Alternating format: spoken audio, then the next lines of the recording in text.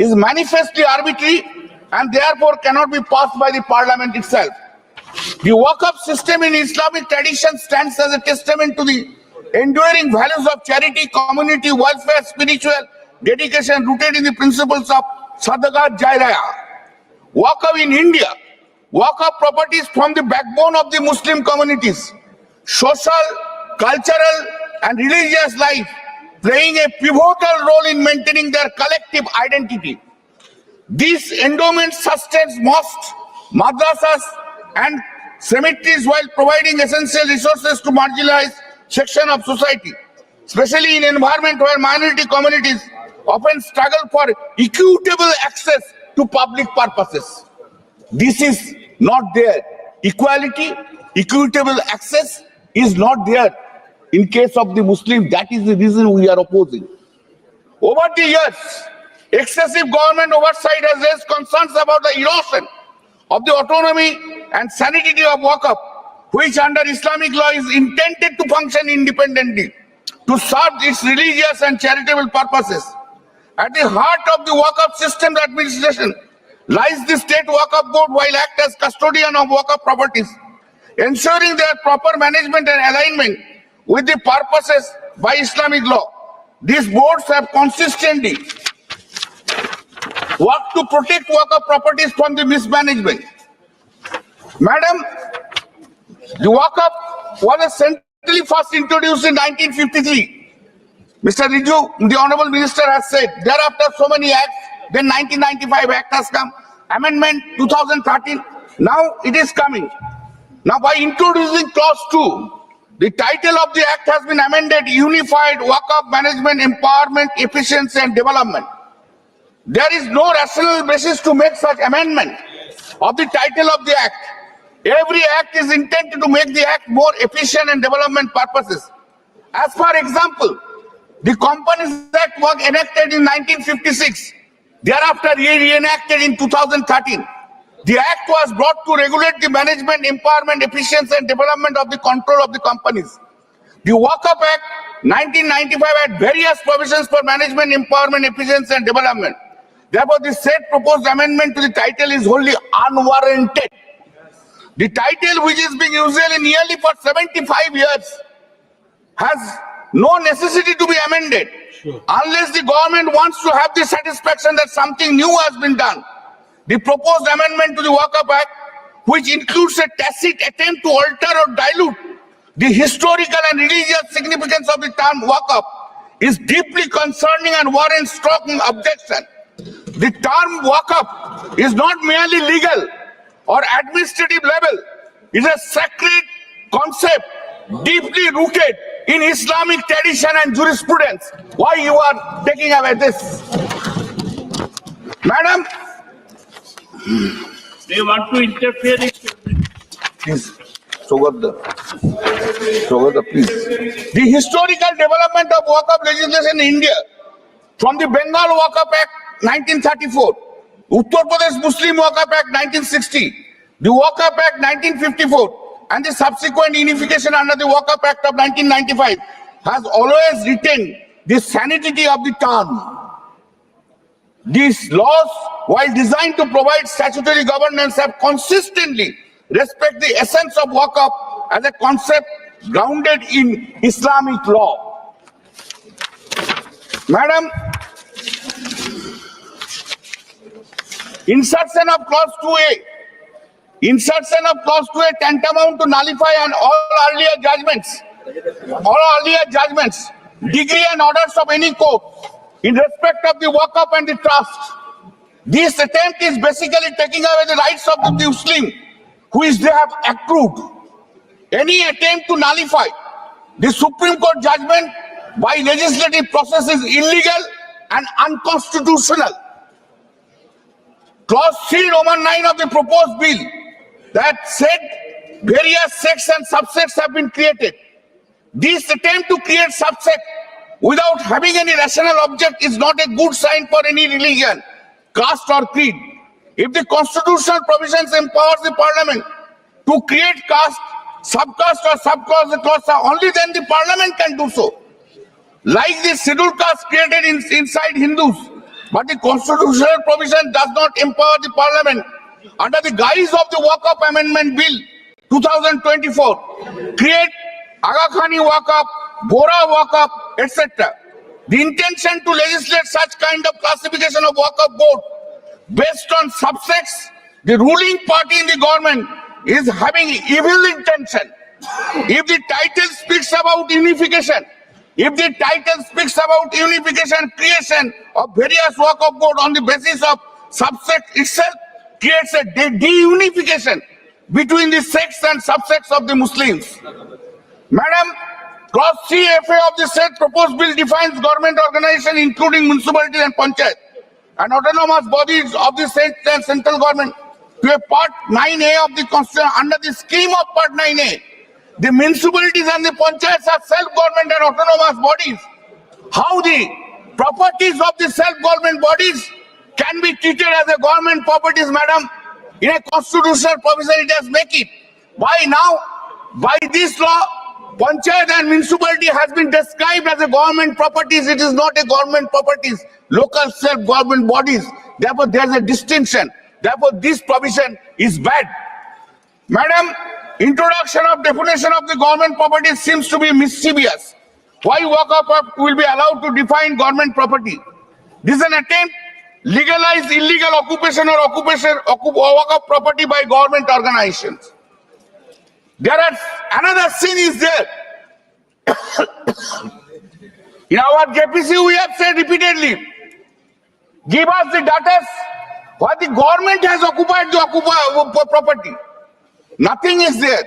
And in Rajasthan, it is a cases, extreme cases.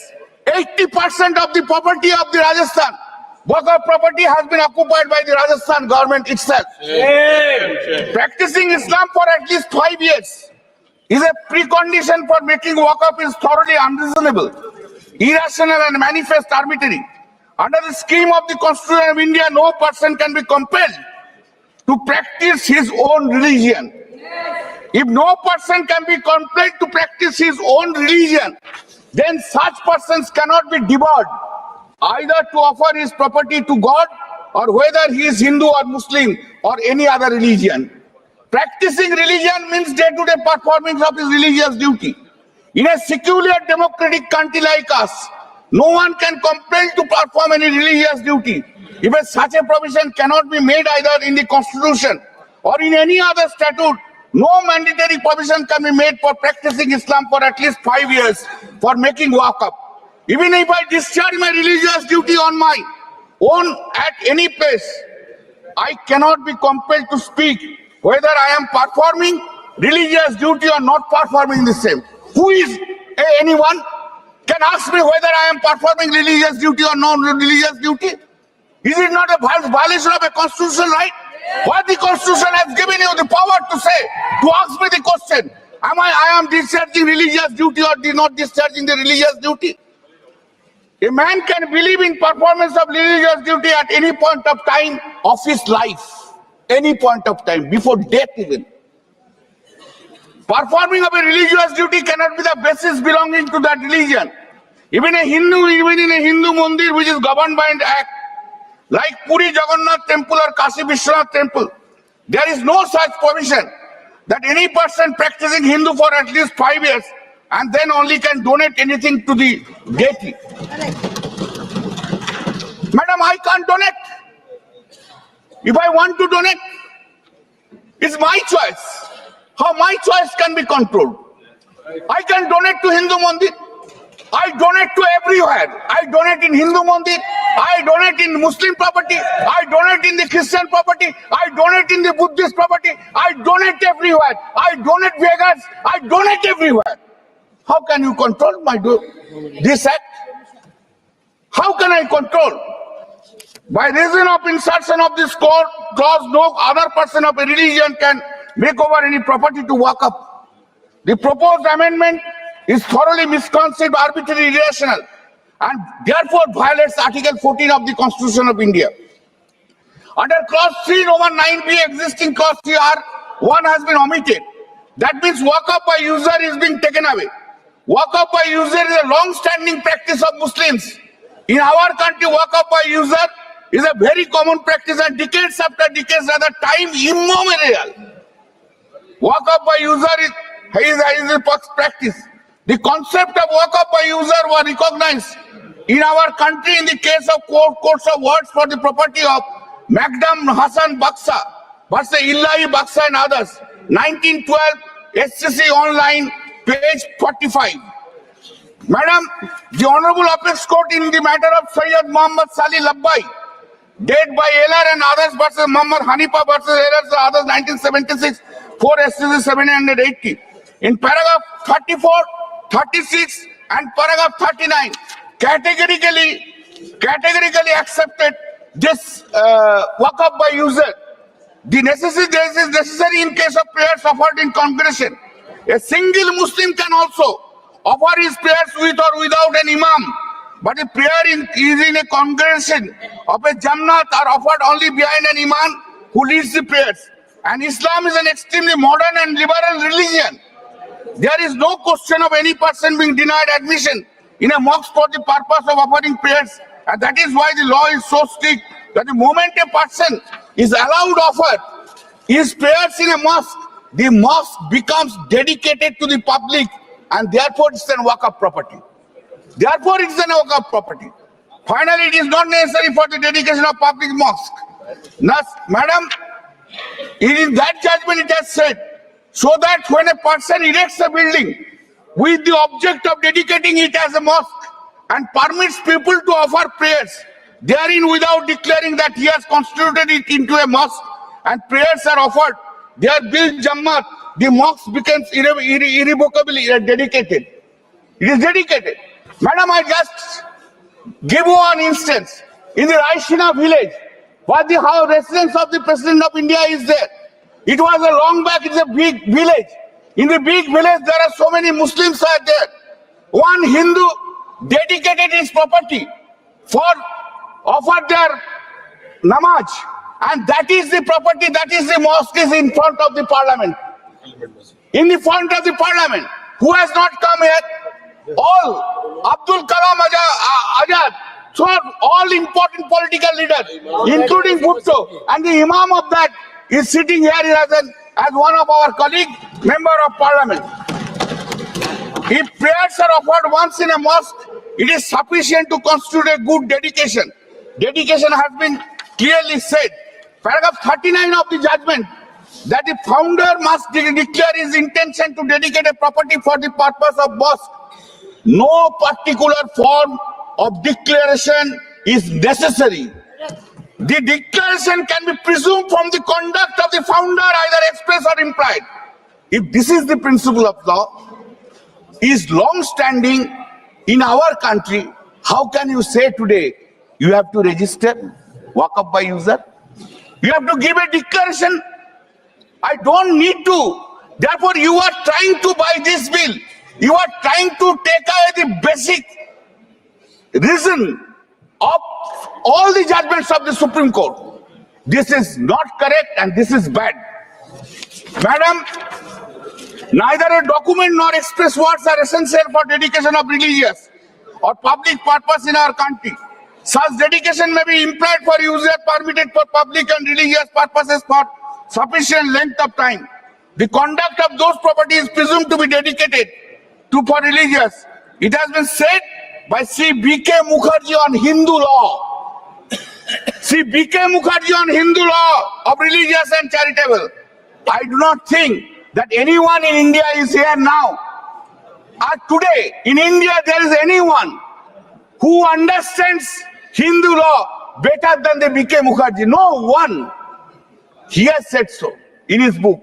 Anyway, new concepts, smart mans have come like a smartphone. Therefore, everything is being done. In the case of M. Siddiqui, through Elas versus Mahanath Suresh Das, 2021 SCC page 1, it has expressly said Waqf by user. Our jurisprudence recognizes the principles of Waqf by user, even absent an express deed of dedication. This is being taken away. Now, long judgment I will not read. This is being taken away by this. Therefore, it hits the basic things. Clause 3, subclause 5 of the said proposed bill The verbal declaration of Waqf has been taken away. This is contrary to the history of creating Waqf by any individual. Several properties are dedicated as Waqf by a good number of persons to be made as Waqf property.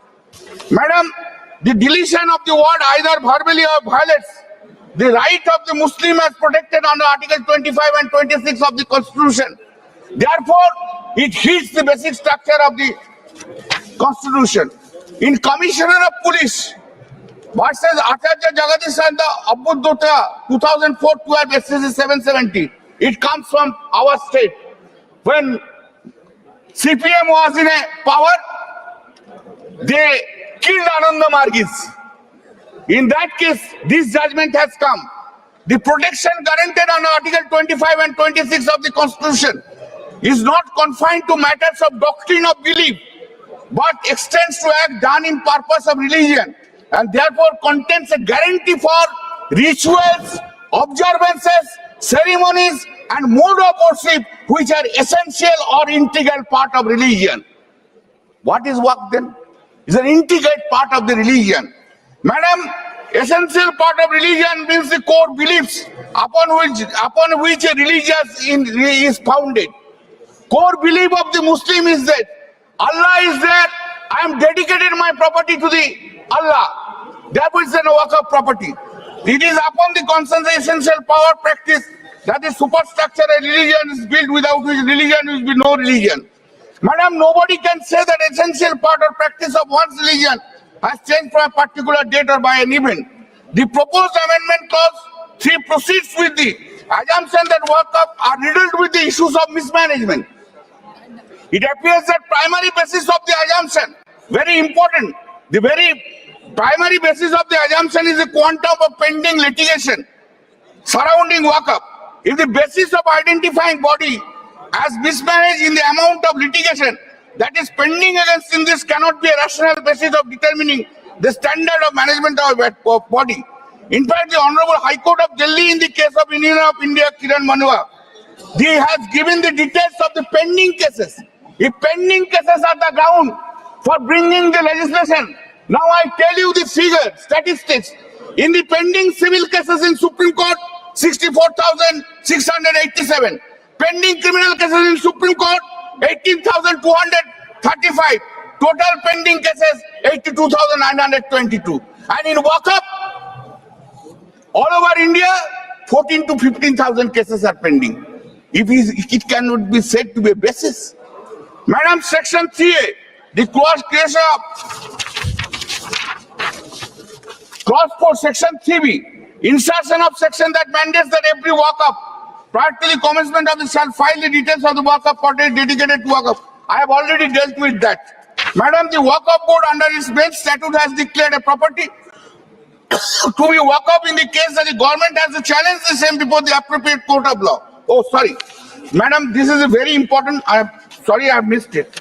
Now the property, government property, according to minister, the state government officer above the district magistrate will decide the issue. How it can be? How the state can be judge of its own cause? State will decide, this is my property and it will be binding. And the problem is this, the moment it will be claimed, it will not be treated as a Waqf property. Madam, title of the land only can be decided by the civil court, not by anybody. And this title, this land, the power which has been given to decide the land, whether it's a government land or not, that is covered by the state list under entry 18 and entry 35. That is the list 2 of the 7th schedule. Parliament has no power to legislate law in respect of that. If the Waqf board under its main statute has declared a property to be Waqf, in this case the government has to challenge the same before the appropriate court of law. By amending this law, this cannot be done. A person cannot be judge of his own cause. It has to be gone to the civil court. It is well-known principles. Everyone knows about it, that it is with a dispute on the civil law and is there. Who will decide? It will be decided by the civil court. The proviso itself indicates the predetermined mind of the government. Then the Waqf board itself is a statutory body. 3C4. If there is any wrong writing in the records of the Waqf board, that can be challenged by the government in accordance with law. the government cannot direct the Waqf board to make the correction. This itself is hit by the doctrine of dictation. Madam, apart from the survey, there are currently the Honorable Supreme Court time and again reiterated.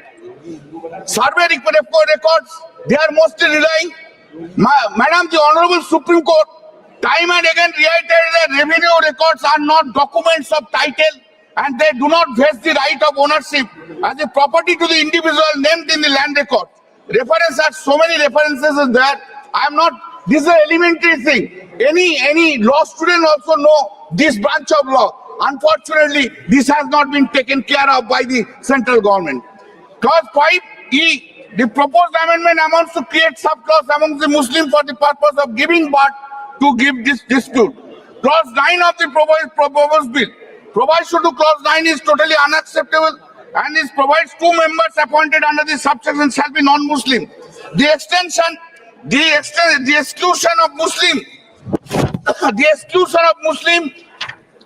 community persons from holding the post of 2 members in the Waqf board is hit by Article 14 of the Constitution of India, which provides equal opportunity to everyone. In the case of Hindu temples, the non-inclusion of Hindus cannot be imagined. We can't imagine. For example, under Section 6, subsection 2(1) of Uttar Pradesh Kashi Vishwanath Temple Act, it has been specifically mentioned that there are 3 eminent Hindu scholars well versed in the Hindu. A line has been set, a point has been taken. You see, these are the state law, but it is a central law. Law means within the ambit of Article 246 of the Constitution of India. Law doesn't mean beyond that 246. If a law is within the Article 246 of India, there cannot be discrimination between a state law and central law. This is kind of unthinkable stand has been taken. I cannot think about this. After long 44 years practice, I can't think. No, it's a state law. It cannot be compared with the central law. What is that? Law is having its own force. Read Article 13 of the Constitution of India also. What is law? Madam, Clause 11 of the proposed bill seeking amendment of Section 14. That is amendment of original act suffers from same illegalities. Clause 14 of the proposed bill whereby Section 20A of the original act, that is removal of the chairperson by vote of no confidence, has been deleted. Such deletion is also improper, illegal, because if the chairperson does not enjoy the confidence of the other members, how can he sit there? It's a question of democracy. If the chairperson does not enjoy, madam, can you sit there if you don't enjoy the majority's confidence? If you cannot enjoy the majority's confidence, you have to leave. That is the democratic setup in our country. Madam, amendment of Section 36, subsection 3 is effectively taking away the power of the Waqf board regarding receiving of registration of Waqf, and such amendment has been empowered the central government in an indirect manner to control everything. All powers have been taken. Why you are not making it the Honorable Minister? The Minister of Minorities will decide everything. He will be the supreme. Nothing is required. Finished. You can do it. Clause 20 of the bill amending of Section 40 of the original act. If Section 40 is deleted, madam, the Waqf board power itself will be teethless doll. If Section 40 is amended and Section 40 is taken away, the Waqf board will be a teethless doll only. If Section 40, then there is no necessity to keep the Waqf board itself. Do not keep it. Keep the power with the minister of the central government. Minister will decide what is the necessity of the Waqf board. Everything will be done by him. Because the power to regulate and statutory Waqf board. This is complete. Madam, I will take some time, please. Complete reason I am reading very fast. I am going very fast. The Waqf board. The proposed amendment bill under clause 21 seeking amendment of Section 46 of the original act once again empowers the central government to make regulations with respect to so and so. Therefore, state power has been taken away. Does it not violate the federal structure of this country? Every power of the state government has been taken away. Only central will do it. That cannot be, the violates the fundamental character of the Constitution. Clause 22, Amendment Section 47 of the Act. The proposed amendment impels Central to call for the audit of any Waqf board by the CAG. How the CAG can make an audit? CAG can make an audit in a case of consolidated fund. CAG can make an audit in a consolidated fund under the Constitution. How CAG can make an audit beyond the consolidated fund? This is absolutely illegal and improper. Madam, Section 50. आपसे बंधन जुड़ा और ये banking का बंधन trust के साथ आगे बढ़ा। And this is on banking. Thank you. Which can move and complete the task. Trust की वजह से साइली की ऊंची सोच को पंख मिलना पॉसिबल हुआ। जब कोई बंधन उम्मीदों पर खरा उतरता है तो सबका ट्रस्ट जीत जाता है और बंधन बैंक के इस ट्रस्ट के साथ सबके सपने पूरे होना पॉसिबल है। बंधन बैंक, आपका भला सबकी भलाई। Mahi sir, how much do you love your fans? Honestly, I love my new fans. पुराने वाले बेकार में शोर करते थे। Sir, fans है शोर तो करेंगे ही ना? नए वाले नहीं करते। And they listen to what I say. नए Orient fans, they are super silent with voice control. अच्छा वो वाले fans. I thought Cricket fans, यार तुम अपने podcast के चक्कर में मुझे मरवाओगी क्या? The new generation Orient BLDC fans, super silent performance with voice control. On Article 226 of the Constitution for a judicial review, and High Court is having the power to condone delay and also to pass an interim order. This power you have also taken away. Therefore, this provision is not an adequate remedy so far as the Waqf property is concerned. Madam, please.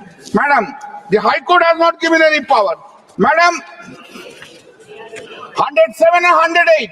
I'm going very fast. I'm getting very fast. I'm not taking even the water even. The proposed amendment has an effect on the decision to replace the survey commissioner. Then the under clause proposed section 107 of the act is deleted and thereby non-applicability of the limitation act. That is divorce. How the limitation act will be applied? If the limitation act will apply, so many disputes will come. This is the intention of the government. Open, sab खुलो अभी खुल दो रास्ता, India में चला लगा दो, हिंदू मुस्लिम लगा दो, यही तो इंटेंशन है उन लोग का। क्या होगा? This is not correct. This is completely bad. The proposed Waqf Act proposes significant. In Hemant Wali sir has also criticized the concept of adverse possession as unjust, urging reforms to protect rightful property. Therefore, this is a this is a clear attempt. This is a clear attempt on the part of the bill to curtail the right of the Muslims in our country. ये ठीक नहीं है, madam. Hindu या मुस्लिम का हसद मत छेड़िए, अपनी कुर्सी के लिए जज्बात को मत छेड़िए एक जंग मिलजुल कर गरीबी के खिलाफ। दोस्त मेरे मजामी लगमत में मत छेड़िए। मैडम, हम अपनी जान का दुश्मन के अपना जान कहते हैं, मोहम्मद का इस मिट्टी के हिंदुस्तान कहता है। अब तो मजहब अब कोई ऐसा भी चलाया जाए जिसमें इंसान को इंसान बनाया है। Thank you madam. माननीय सदस्य श्री ए राजा जी।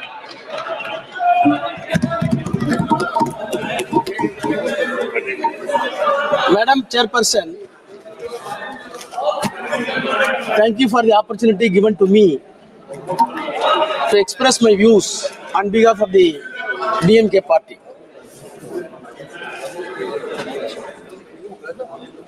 I have received the courageous speech of Honorable Minister with rapt attention, and I wondered where he got such a courage to explore the entire cock and bull stories in the parliament. Sir, Madam, I dare to say the Honorable Minister, please go through your speeches tomorrow by text.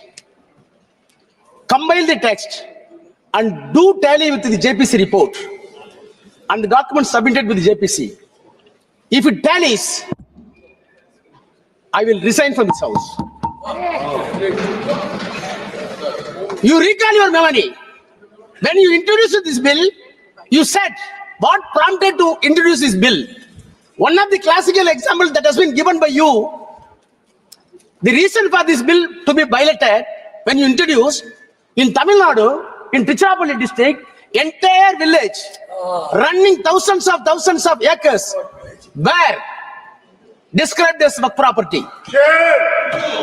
JPC came into Tamil Nadu. The district collector came to depose evidence, and the secretary of the revenue department came to the evidence. CEO of the Waqf came to evidence. All three officers came to JPC. The chairman is sitting here. Deposed the evidence. The cock and bull story that has been built by you and expressed by you has been demolished. In spite of the cock and bull story, no interference. No interference. Having said the cock and bull story, now we are coming with new cock and bull stories to say the parliament was given to Waqf board. Sir, madam, the irony is that the minorities' rights are going to be protected by way of this bill, where the party is having no members of parliament Muslim community. There is no Muslim MP to introduce and pilot the bill and support the cause of the bill. They are not able to produce a single member of parliament, and they are giving moral advice to us how the secularism can be protected. Madam Chairperson, today it is a remarkable day for the Indian Parliament to design our destiny, whether the country is going to travel, whether the secular country is going to travel in the path which was well beaten by the forefathers of the freedom fighters on the Constitution, or a negative path as decided by the communal forces in the country. Sir, I want to start my speech by quoting the Tamil Nadu Assembly passed a resolution. The resolution was moved none other than the Chief Minister of Tamil Nadu, Mr. M.K. Stalin. The resolution unanimously passed. The stand that I quote, our stand, the Waqf bill introduced by the parliament against minority rights, against religious freedom, unconstitutional, contrary to the purpose of Waqf, inconsistent with judicial findings, unnecessary and confusing. If passed, it will cripple the Waqf institutions and harm the Muslim community. Therefore, the Assembly urges Union government to completely withdraw the Waqf amendment bill. Unquote.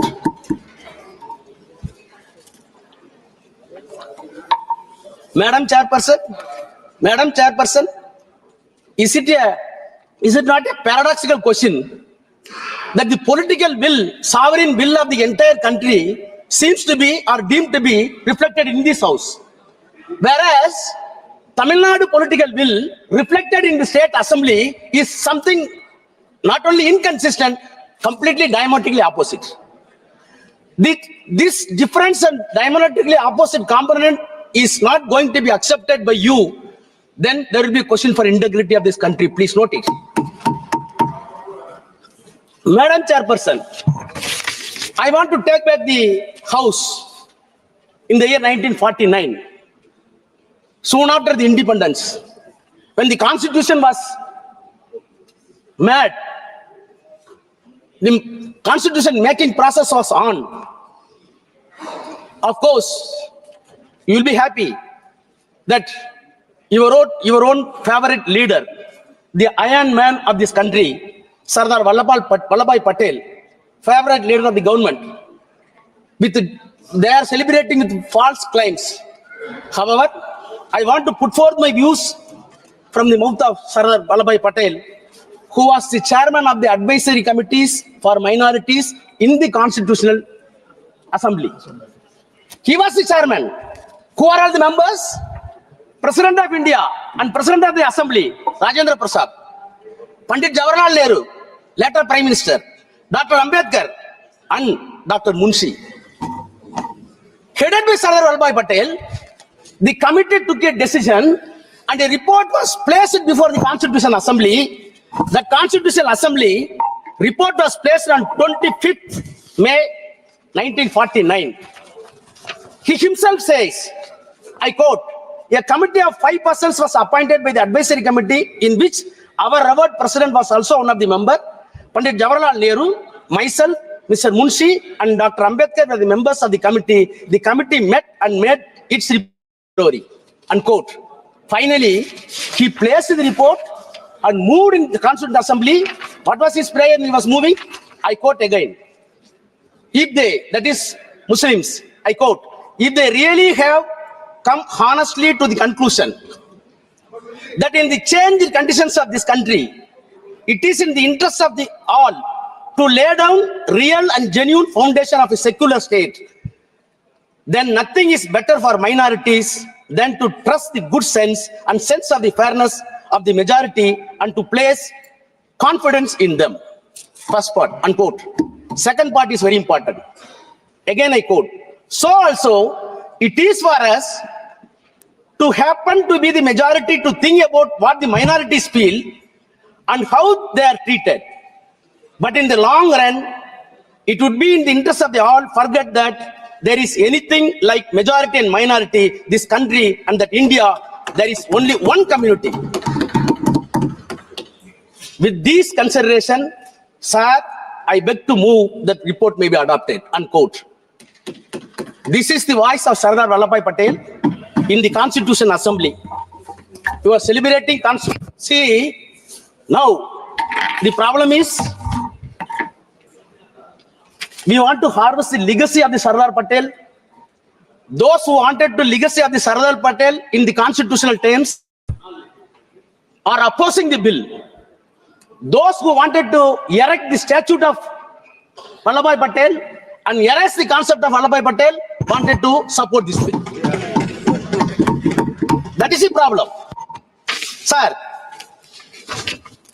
if I am permitted to go to the genesis of the Waqf, which was originally enacted in the year 1954. After that, the Act was amended frequently 59, 64, 69. Thereafter, comprehensive amendments were made in the year 1984. My sincere question to the Treasury benches and the Honorable Minister. Right from the 1984, whenever amendments were brought in this House, there was a basis. There were deliberations. There were consultations with stakeholders, which was appointed by either by the Parliament or by the President of India or the Prime Minister of India. 1984 amendment came into existence on the basis of the report submitted by the Waqf Inquiry Committee appointed by the Government of India in the 1970 by the Parliament. So a committee was formed in the year 1970. The report was placed. After 14 years, the amendments were made. I surprised when I went through the document in 1970. What a beautiful and sensible deliberation took place in 1970. In spite of that, the protests were made against 1970. Late, it came in 1984. Madam, if at all so many recommendations were made in 1970, in 1984, the Parliament was enabled to take 2 amendments. One is for limitation, which was extended to 30 years for the properties. The second one is the act applicable to the evacui properties. No other provisions were implemented. Not because of the protests of the Hindus, the protests of the Muslims themselves. It was fairly accepted by the Nehru government. After that, 1995 Act came into existence. I am an antibiotic, so that I have to take. See, what I wanted to impress upon the minister and the House, whenever the amendment came into existence, on the reasonable basis, on the institutional outcome, the amendments were done. Take 1995. 1995, how the Act came into existence? Sorry.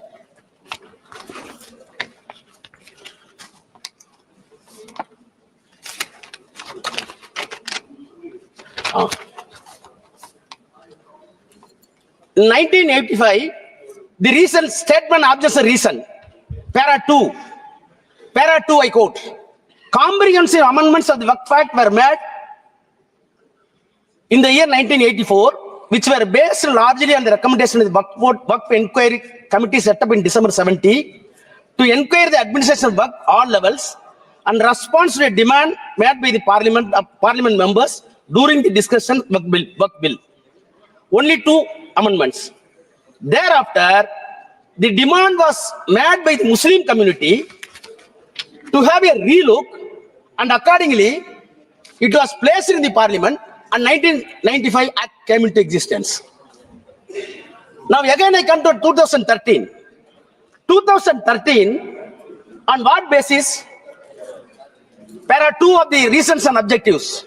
The Prime Minister's High-Level Committee for Preparation of Report on Social, Economic and Educational Status of Muslim Community, in its report submitted to the Prime Minister on 17 November 2006, which is known as Sachar Committee report.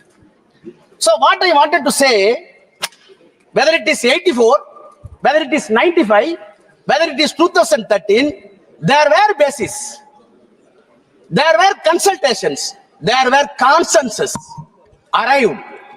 Then the white paper was filed to the parliament. Then they brought the amendments. Now tell me, please tell me, on what basis this bill is being brought in house? On what basis? You can say so many stakeholders. How many stakeholders came to the JPC and substantiated our claim? Nothing. Sir, madam, all right. The way in which the bill is brought and piloted is still itself is something surreptitious measure. Surreptitious. Now, I am coming to the objects and reasons of the present bill. The present bill says they are admitting, para 2, based on the recommendations of the High-Level Committee under the chairmanship of Justice Sachar and the report of the Joint Parliamentary Committee on Waqf, the Central Waqf Council, and after having detailed consultation and other stakeholders, comprehensive amendments were made in the year 2013. Your admission, unquote. Then you start the same paragraph, I quote, despite the amendments, please hear, despite the amendments, it has been observed that the Act still requires further improvement to effectively address issues related to the powers of the Waqf Board, registration and survey of the properties, removal of encroachment, including the definition of the Waqf. 5 components. You said, in addition to the 2013, even on the basis of the Sachar Committee report, you wanted to address 5 more components according to you, which are missing in the S12 bill, the S12 Act. Let us pursue. Now I come to your 5 pillars. I can easily demonstrate that the definition of the Waqf, it is nothing but artfully confused for the non-existence of Waqf. Removal of the encroachment, it is nothing but empowering the government to grab the Waqf property. Survey of the property, it is nothing but a mockery because Government of India already filed an application, filed an affidavit before the Supreme Court. More than 90% survey is already over. Now you are coming for survey. Registration of Waqf, it is not at all humanly possible according to your text. I will come to that.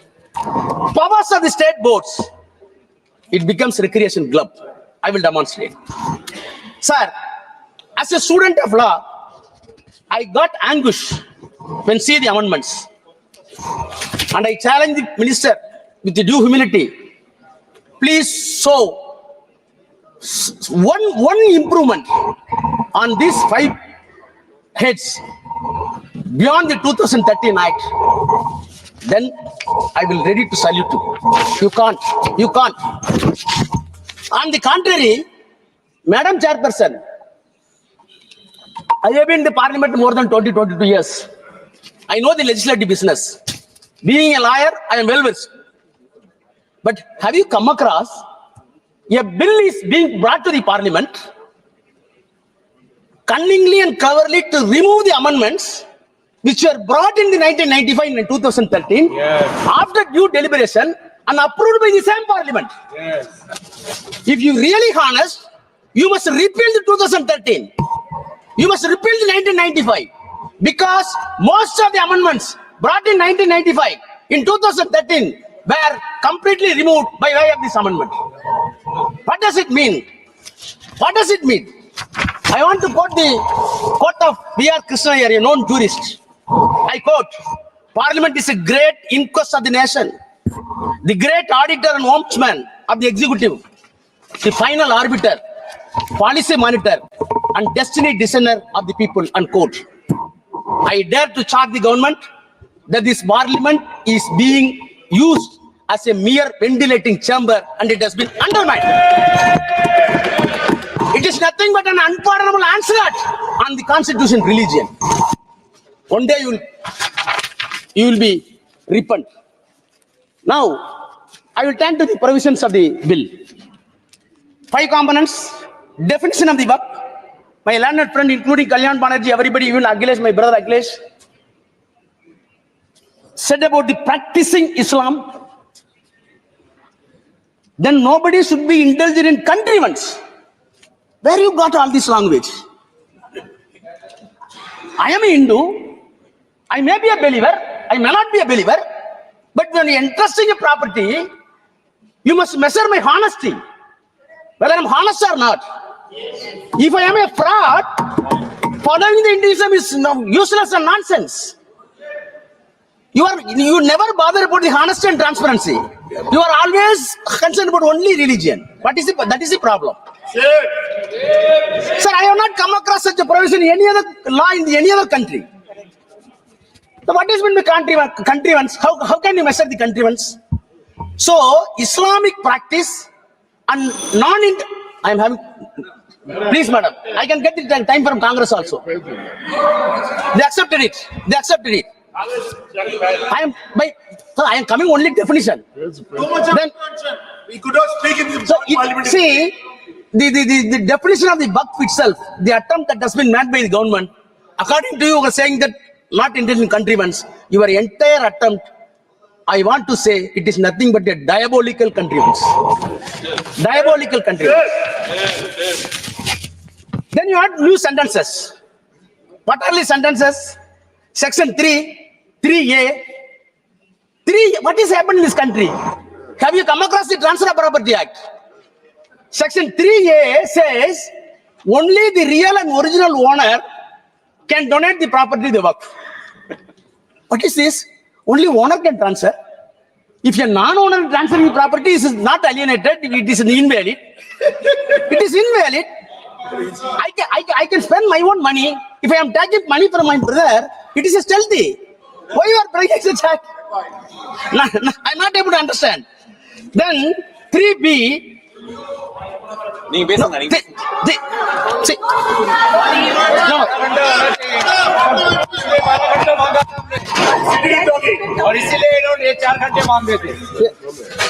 Madam, it's a serious issue. All these things are introduced new. Subclass 3C. Any government property identified or declared as Waqf property before or after the commencement of the act shall not be deemed to the Waqf property. How many lawyers in the house I didn't know? How government property identified and declared as a Waqf property. Who identified? Government. Who declared? Government.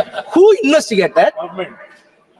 You will declare, you will identify, this property is my property and it will not be deemed as a property.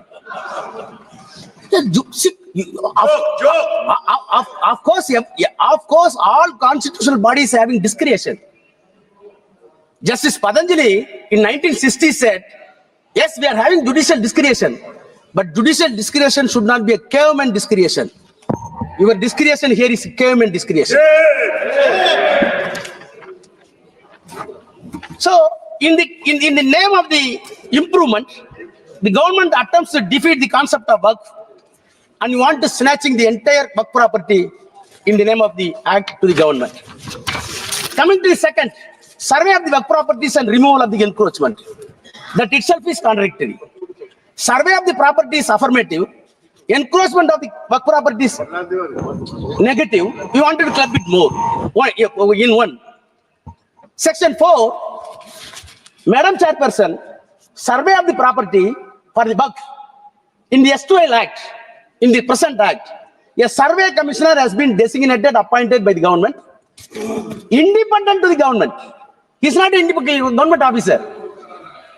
So when dispute comes to the government and the Waqf board, the independent officer must follow the civil procedure code to investigate the title and come to a conclusion. He's a civil court. Now, survey commissioner has been replaced with the district collector. Yes. My honest question is, any dispute between the Waqf board and the government, how a collector can be a judge? Yes. You know the principle of natural justice. No one can be a judge for his own cause. Yes. Same collector is sitting and he is deciding who is the owner of the property. Unknown to the law, unknown to the criminal jurisprudence, unknown to the entire legal fraternity. How collector can investigate? Then this bill want to revisit the encroachment. Survey is over, now encroachment. Please hear me. You said you wanted to revisit the enforcement according to reason object. Section 54 deals with encroachment. Please see your bill. Any small attempt, did you change a full stop and comma? Did you change a single letter in 54? You did not change anything. But you are claiming in the reason object that we wanted to revisit in the bill. On the contrary, what you did it, as my friend put it, 52A, you wanted to make very stringent laws to protect the minorities of the country. The S2L Act says, the present Act says, rigorous imprisonment and penalty. You are saying that it is simple regressment. Simple imprisonment. And the offense committed in that Waqf board presently is cognizable and non-bailable. You are making it bailable. I want to recall the Bilkis Banu. The same thing is happened here also. The next, sir, then tribunals. In 1995 and 2013, Madam Chairperson, as a student of law, again saying, the creation of tribunal itself, we want to segregate the lengthy process of the judicial process in the civil court and high court and supreme court. That is why we have so many tribunals. Telecom tribunal is there, income tax tribunal is there. Why? There were a lot of cases in the civil court, district municipal court, subordinate court, then district court, then high court. So such a simple and peculiar matter should be referred to the specific court for which the constitution permits you constitute tribunal. You constitute a tribunal and very clearly said tribunal decision is final. Why it is final? Already survey commissioner has been conferred with the civil court. He is not an individual man. He is an institution under law. He is following CPC. When he is following Civil Procedure Code and Indian Evidence Act, the S2L Act, he himself is court, first court. The second court is tribunal. Third court, it is permitted in the law, on suo motu or on application, it can go to high court. Where is your problem? Where is your problem? But you wanted to say, tribunal is not final, we will decide. What type of jurisprudence you are having? Then come to the registration. Madam, registration. 36-1. Earlier, 5 minutes. Please, 5 minutes. I will take my time. So, yes, minister is having questions. Registration. Registration. Come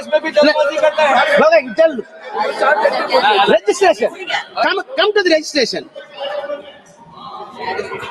Come to the registration.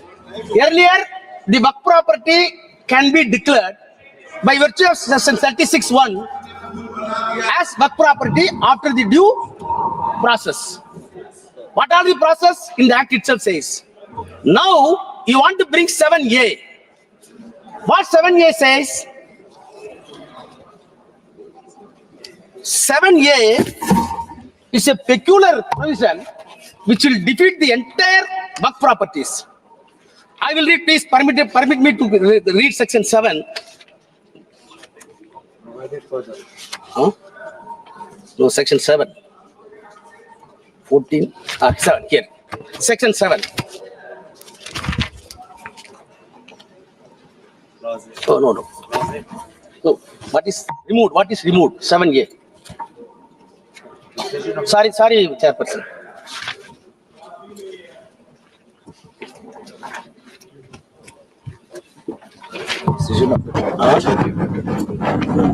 No.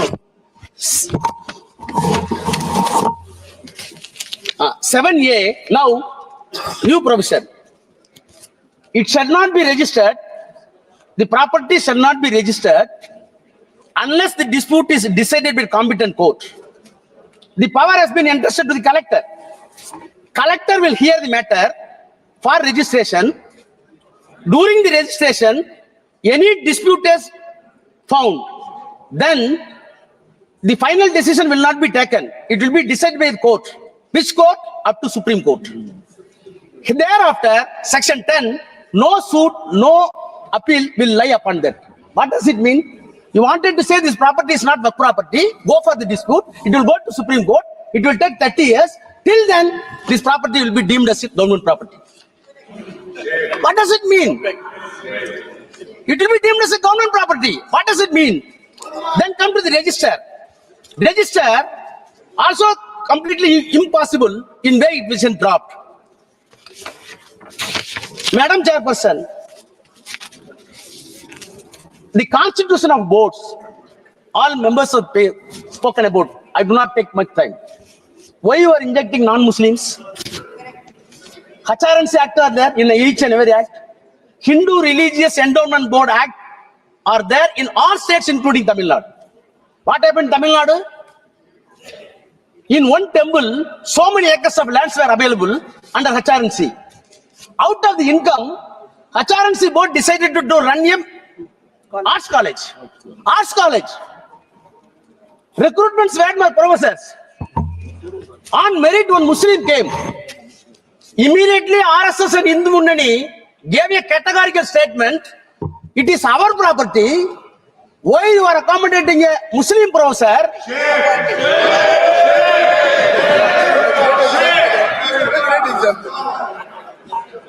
Now we are saying property is something different, religion is something different. Baba, don't teach lessons. My prayer is, our prayer is, religion is something different, politics is something different. Don't mix it. Don't mix it. That is our prayer. If you want to save this country with the integration under this secular fabric, please segregate the politics and the religion. Now I come to. No, I'm concluding. Section 40. Section 40 very important. Section 40, madam. Any property of the Waqf property converted into trust or converted into Societies Act, none other than else, by the statutory bodies of the concerned state, is a Waqf property. If it is found by the board, then the board can initiate inquiry according to this act by way of survey and by way of the deciding title, and ultimately it comes to a conclusion it is Waqf property. If it is not there, you leave it. Why you are removing this provision? What is the reason given to this? It was not at all deliberated in the JPC. Madam Chairperson, Madam, I am closing. Madam, 2 minutes, I am closing. Madam Chairperson, lastly, 108A, overriding power. That is a safeguard. Whatever be the special act, take it PCR Act, Prevention of Corruption, Civil Rights, take it SC/ST, take it Dowry Prohibition. Whatever be the special legislation, either by the Assembly or by the parliament, such a overriding power must be there to protect the interests of the particular community. Yes. You are removing that. At last, soon after independence, 1 minute, I am closing it. Soon after the independence, the Prime Minister of India, soon after the independence, please, Mani sir. you one sentence I read the close. Soon after the independence, Prime Minister of India used to write all the chief ministers of India, all the states. I am quoting the official record. Letter to the chief ministers by the Prime Minister. I quote, I have a great deal of evidence to show an organization which is in the nature of a private army and which is definitely proceeding the strictest Nazi lines, even following the technique of organization. The Nazi party brought Germany to ruin, and I have little doubt if these tendencies are allowed to spread and increase in India, they would do enormous injuries to India. No doubt, India would survive, but she would be grievously wounded and would take long time to recover, unquote. Who said it? Pandit Jawaharlal Nehru. What is the organization? RSS. thank you. I want this government. Don't go along with RSS. Come to control.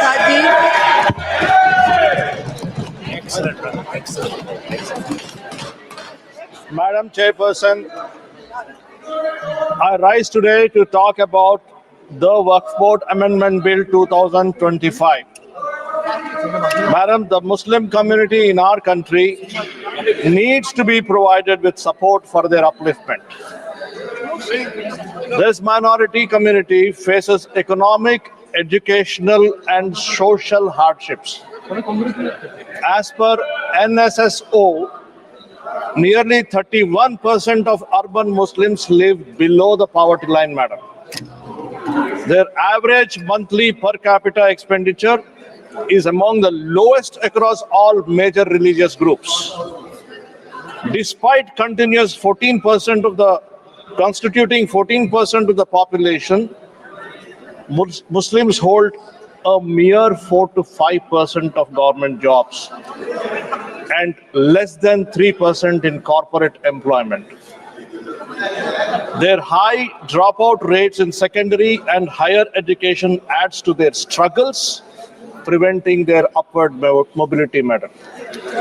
Madam, there is a need to take care of their welfare and uplift the lives of the minorities.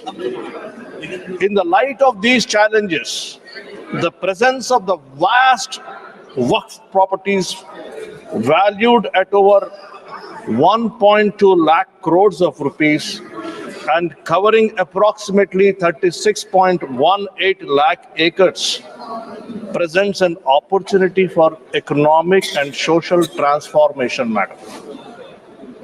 However, these properties have largely been underutilized due to administrative inefficiencies and mismanagement, and several times with malified intentions. Our party firmly believes that these resources must be used for the welfare of the Muslim community, particularly the women, the youth, and the downtrodden, madam. Madam, there is a need to take care of welfare and the upliftment of the lives of the minorities. In support of this vision, we are the first party that advocated for the establishment of the Joint Parliamentary Committee. The functioning of the Joint Parliamentary Committee has been both extensive and transparent. The committee's engagement was one of the most inclusive in the entire parliamentary history. The committee engaged with 284 stakeholders, 25 state Waqf boards, 15 state governments, and various ministries. A total of 97.27 lakh representatives were received, considered, and discussed, madam. The deliberation spanned over 128 hours and 10 minutes. The result of this humongous exercise was the 944-page report and a revised bill with 14 amendments. Among these, our party, Telugu Desam Party, suggested three important amendments to ensure the welfare of Muslims. One crucial amendment ensured the prospective application of the Waqf by user clause. This means that all existing Waqf properties registered under this provision will remain protected, even without a Waqf deed. By ensuring this amendment, the TDP safeguarded the interest of the Muslim community and ensured that their properties shall remain intact. Our property, madam, also played a pivotal role in strengthening state authority regarding disputes over wrongful claims by the Waqf boards. We moved an amendment replacing the district collector with a designated officer above the rank of the collector to handle such disputes. This amendment empowered state governments to appoint a higher ranking officer, ensuring a more robust and fair and broader and larger resolution process, because we feel, madam, that there is a need to take care of the welfare and upliftment of the minorities. The TDP also proposed an amendment to extend the timeline for uploading Waqf property documents on the central portal. Originally, the bill required registration within 6 months, but recognizing practical challenges, we pushed for an extension. The JPC accepted, we are thankful, our proposal, allowing the Waqf Tribunal to grant extensions in selected cases where valid reasons for delay exist. This ensures that all Waqf properties have sufficient time for proper registration. All this, madam, we do because we still feel that there is a need to take care of welfare and upliftment of the lives of the minorities. The TDP has put in effort to safeguard the Muslim interest and ensure their welfare. The YSRCP has merely played politics instead of working for the true development of the minorities in the state. Their representative on the JPC has attended just 18 of the 38 JPC meetings, whereas our party has attended close to 90% of the meetings to protect the rights of the minorities. They have treated Muslims as nothing more than a vote bank, while we see them as an integral community that deserves protection and upliftment. The TDP's role in shaping this bill shows our mommy group parenting videos अब किस किस को follow करूं? Softest diaper के लिए बस अपनी baby को फॉलो करो, क्योंकि सिर्फ पैम्पर्स प्रीमियम केयर को मिलता है इनका अप्रूवल। इसका डबल लेयर सॉफ्ट बेल्ट और 360 degree cottony softness they ultimate comfort. Pampers premium care, India softest diaper. Finance Corporation, the first of its kind in India to provide financial assistance and business opportunities to Muslims. Under the visionary leadership of Sri Chandrababu Naidu Garu, welfare, upliftment, empowerment for the minorities has always remained a priority for the Telugu Desam Party. Madam, on 25 July 2002, Dr. APJ Kalam was sworn in as the 11th President of India. Please recall that our Honorable Chief Minister, Sri Nara Chandrababu Naidu, proposed his name.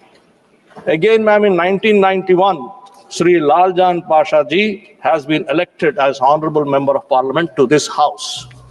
In 1996, TDP declared Urdu as a second official language under the leadership of CM Chandrababu Naidu Ji, improving educational and administrative opportunities for Muslims. In 1998, TDP established Maulana Azad National Urdu University in Hyderabad, one more university in Kurnool. In 2001, TDP established Hajj House in Hyderabad, one more in Vijayawada, and also launched air travel facilities.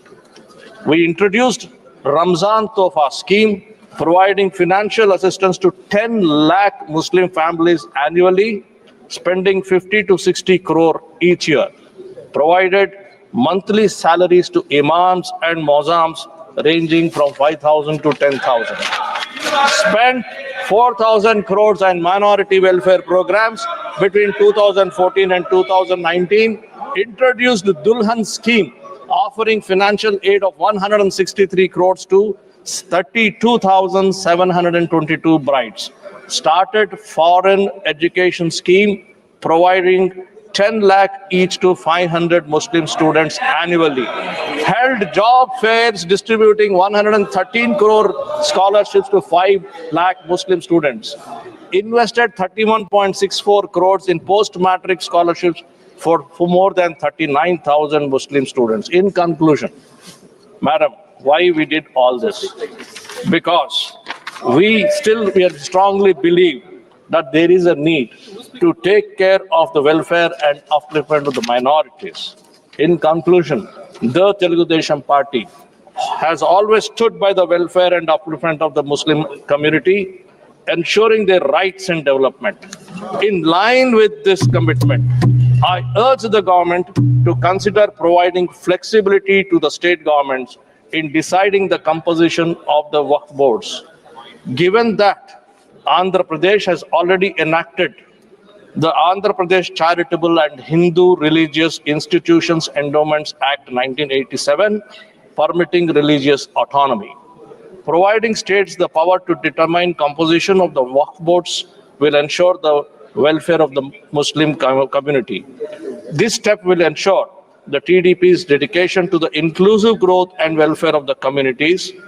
Madam, once again, in the interest of the Muslim women, in the interest of the Muslim youth, in the interest of the Muslim downtrodden, hoping that the earlier suggestion of giving flexibility to the state governments will be taken into consideration while framing the rules of the Act, we support the Waqf Amendment Bill 2025.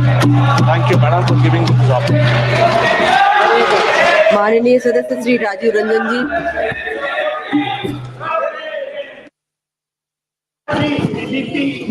अरे हाँ एकदम तो तुम्ही ना क्या setting हुआ? आपका sources अच्छे नहीं है, आपको सोर्सेस अच्छे नहीं। सभापति महोदय, वक्फ संशोधन विधेयक 2025 पर चर्चा हो रही है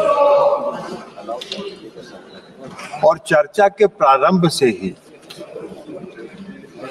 ऐसा माहौल बनाने का प्रयास किया जा रहा है कि जैसे यह कोई वक्फ संशोधन विधेयक जो है ये मुस्लिम विरोधी है।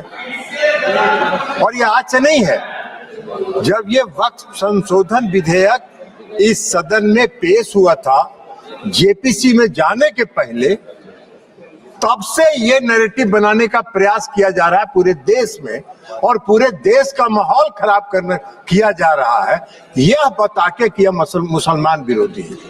कहीं से ये मुसलमान विरोधी नहीं है, कहीं से मुसलमान विरोधी नहीं है। क्या है वक्फ? वक्फ कोई मुस्लिम संस्था है क्या? वक्फ एक तरह का ट्रस्ट है, जो ट्रस्ट मुसलमानों के हक में काम करने के लिए बनाया जाता है। मुस्लिम कोई धार्मिक संस्था नहीं है वक्फ। ऐसा नैरेटिव बनाया जा रहा है जैसे ये कोई मुसलमान, हाँ उस ट्रस्ट को ये हक है, उस ट्रस्ट को ये अधिकार होना चाहिए कि वो मुसलमान समुदाय के हर वर्ग के साथ, चाहे वो महिला हो, पुरुष हो, गरीब हो, अमीर हो, पिछड़े हो, अति पिछड़े हो, सभी वर्ग के लोगों के साथ न्याय करे, जो नहीं हो रहा है। क्या है वक्फ? वक्फ तो एक धार्मिक संस्था नहीं है, विनियामक है और प्रशासनिक निकाय है जो मुसलमानों के हक के लिए काम करती है। आज उसको नैरेटिव बनाया जा रहा है। क्यों नैरेटिव बनाया जा रहा है? आप मोदी जी को कोस रहे हैं। अरे भाई, मोदी जी का चेहरा अगर आपको पसंद नहीं आता है तो मत देखिए मोदी जी की तरफ, उनके अच्छे काम का प्रशंसा करिए, यही काम करिए। लेकिन मोदी जी ने जो आज काम किया 2013 में, जो आपने पाप किया था उस पाप को समाप्त करके आज मोदी जी ने पारदर्शिता लाने का काम उसमें किया है। आपको क्या दिक्कत हो रहा भाई? हाँ, ये अलग बात है कि आपको मोदी जी पसंद नहीं है तो नहीं है तो मत रहे, लेकिन देश की जनता मोदी जी को पसंद करती है और इसलिए मोदी जी पारदर्शिता के साथ समाज के हर तबके के लिए काम करने का काम करते हैं। ये पाप आपका है और आपके उस पाप को आज मोदी जी ने आपके चंगुल से, उस गिरोह से निकाल के आम मुसलमानों की तरफ उसको फेंक दिया है उसके काम करने के लिए। तो ये आपको खराब लग रहा है? क्यों खराब लग रहा है भाई? ये खराब लगने की कोई चीज तो है नहीं। आप मुसलमानों के कल्याण के विरोधी हैं क्या? आप मुसलमानों के कल्याण के लिए अगर मोदी जी ने कोई काम किया तो उसकी प्रशंसा करनी चाहिए थी। लेकिन आपको आज क्या है, आज इस देश में दो तरह के लोग इस वक्त संशोधन विधेयक के खिलाफ हैं। एक वैसे लोग जो अपने वोट के लिए धार्मिक मामलों का इस्तेमाल करते हैं, वो इसके विरोध में है और वो इसके विरोध में माहौल खड़ा कर रहे हैं। और दूसरे वैसे लोग हैं जिनका इस पर वक्त पर कब्जा था, वो अपने कब्जे को चंगुल से जाते हुए देखकर आज इसके विरोध में खड़ा है। क्या है भाई, क्यों विरोध कर रहे हैं भाई? इस संशोधन के विरोध का क्या कारण है? कोई कारण नहीं है।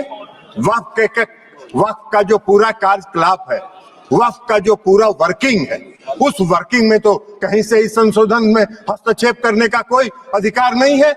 लेकिन अगर वक्फ के कार्यकलाप में हम कोई हस्तक्षेप नहीं कर रहे हैं, लेकिन हम वक्फ का जो आमदनी है वह आमदनी सही मामलों में मुसलमानों के लिए खर्च हो, इस पर नजर रखने के लिए हम इसमें संशोधन लेके आए। आपको क्या दिक्कत नजर आ रहा है इसमें?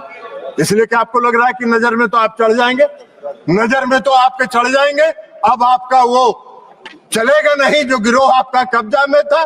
मुसलमानों के हक में काम होगा, बेहतर प्रबंधन होगा, धन के दुरुपयोग को रोका जा सकेगा और सिर्फ उसके कार्यकलाप पर निगरानी रखने का तंत्र विकसित किया जा रहा है। इसमें आपको कोई विरोध का आधार नहीं है। और ये नैरेटिव अगर आप बना रहे हैं पूरे देश में तो अपने लाभ के लिए, अपने राजनीतिक लाभ के लिए, अपने वोट के लिए आप इसका इस्तेमाल कर रहे हैं।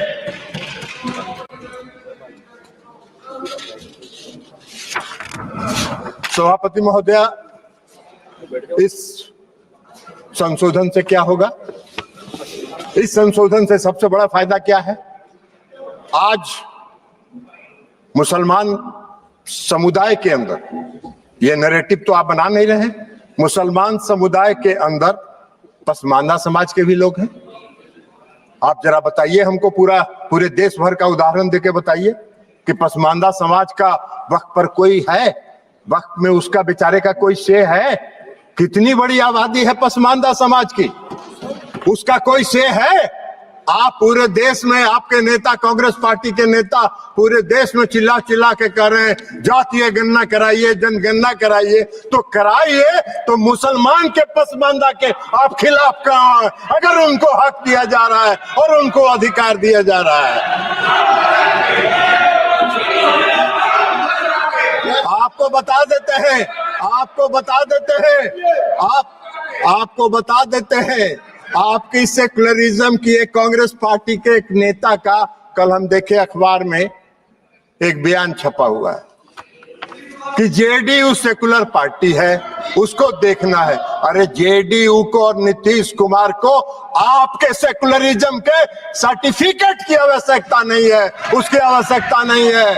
आपको हम एक बात बता देते हैं, सेकुलरिज्म की आपकी परिभाषा है समाज को वोट के लिए बांटो, भावना की राजनीति करो और वोट लेके देश पर राज करो और राज करो। यह आपका सेकुलरिज्म का परिभाषा है। नीतीश कुमार जी का और जेडीयू के सेकुलरिज्म की परिभाषा है कि बिना कोई विवाद किए हुए काम करो, समाज के हर वर्ग के लिए काम करो। आपने तो इस देश में बहुत दिन शासन किया। आपको 1 मिनट सुनिए जयप्रकाश जी, आपको बता देते हैं। बिहार में नीतीश कुमार जी 20 साल से बिहार के मुख्यमंत्री हैं। आजादी के बाद से आपने कब तक शासन किया? कांग्रेस पार्टी ने बिहार में कब तक शासन किया? आजादी के बाद से नीतीश कुमार जी ने 20 वर्षों में मुसलमानों के हक में जो काम किया, आजादी के बाद से आज तक नहीं हुआ। क्या हुआ?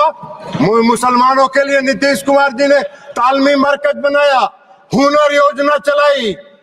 भागलपुर दंगा हुआ था, किसके राज में हुआ था?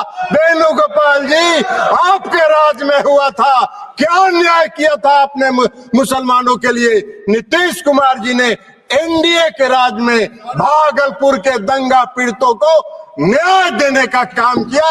यह काम नीतीश कुमार जी ने किया। आपका सेकुलरिज्म की क्या परिभाषा है?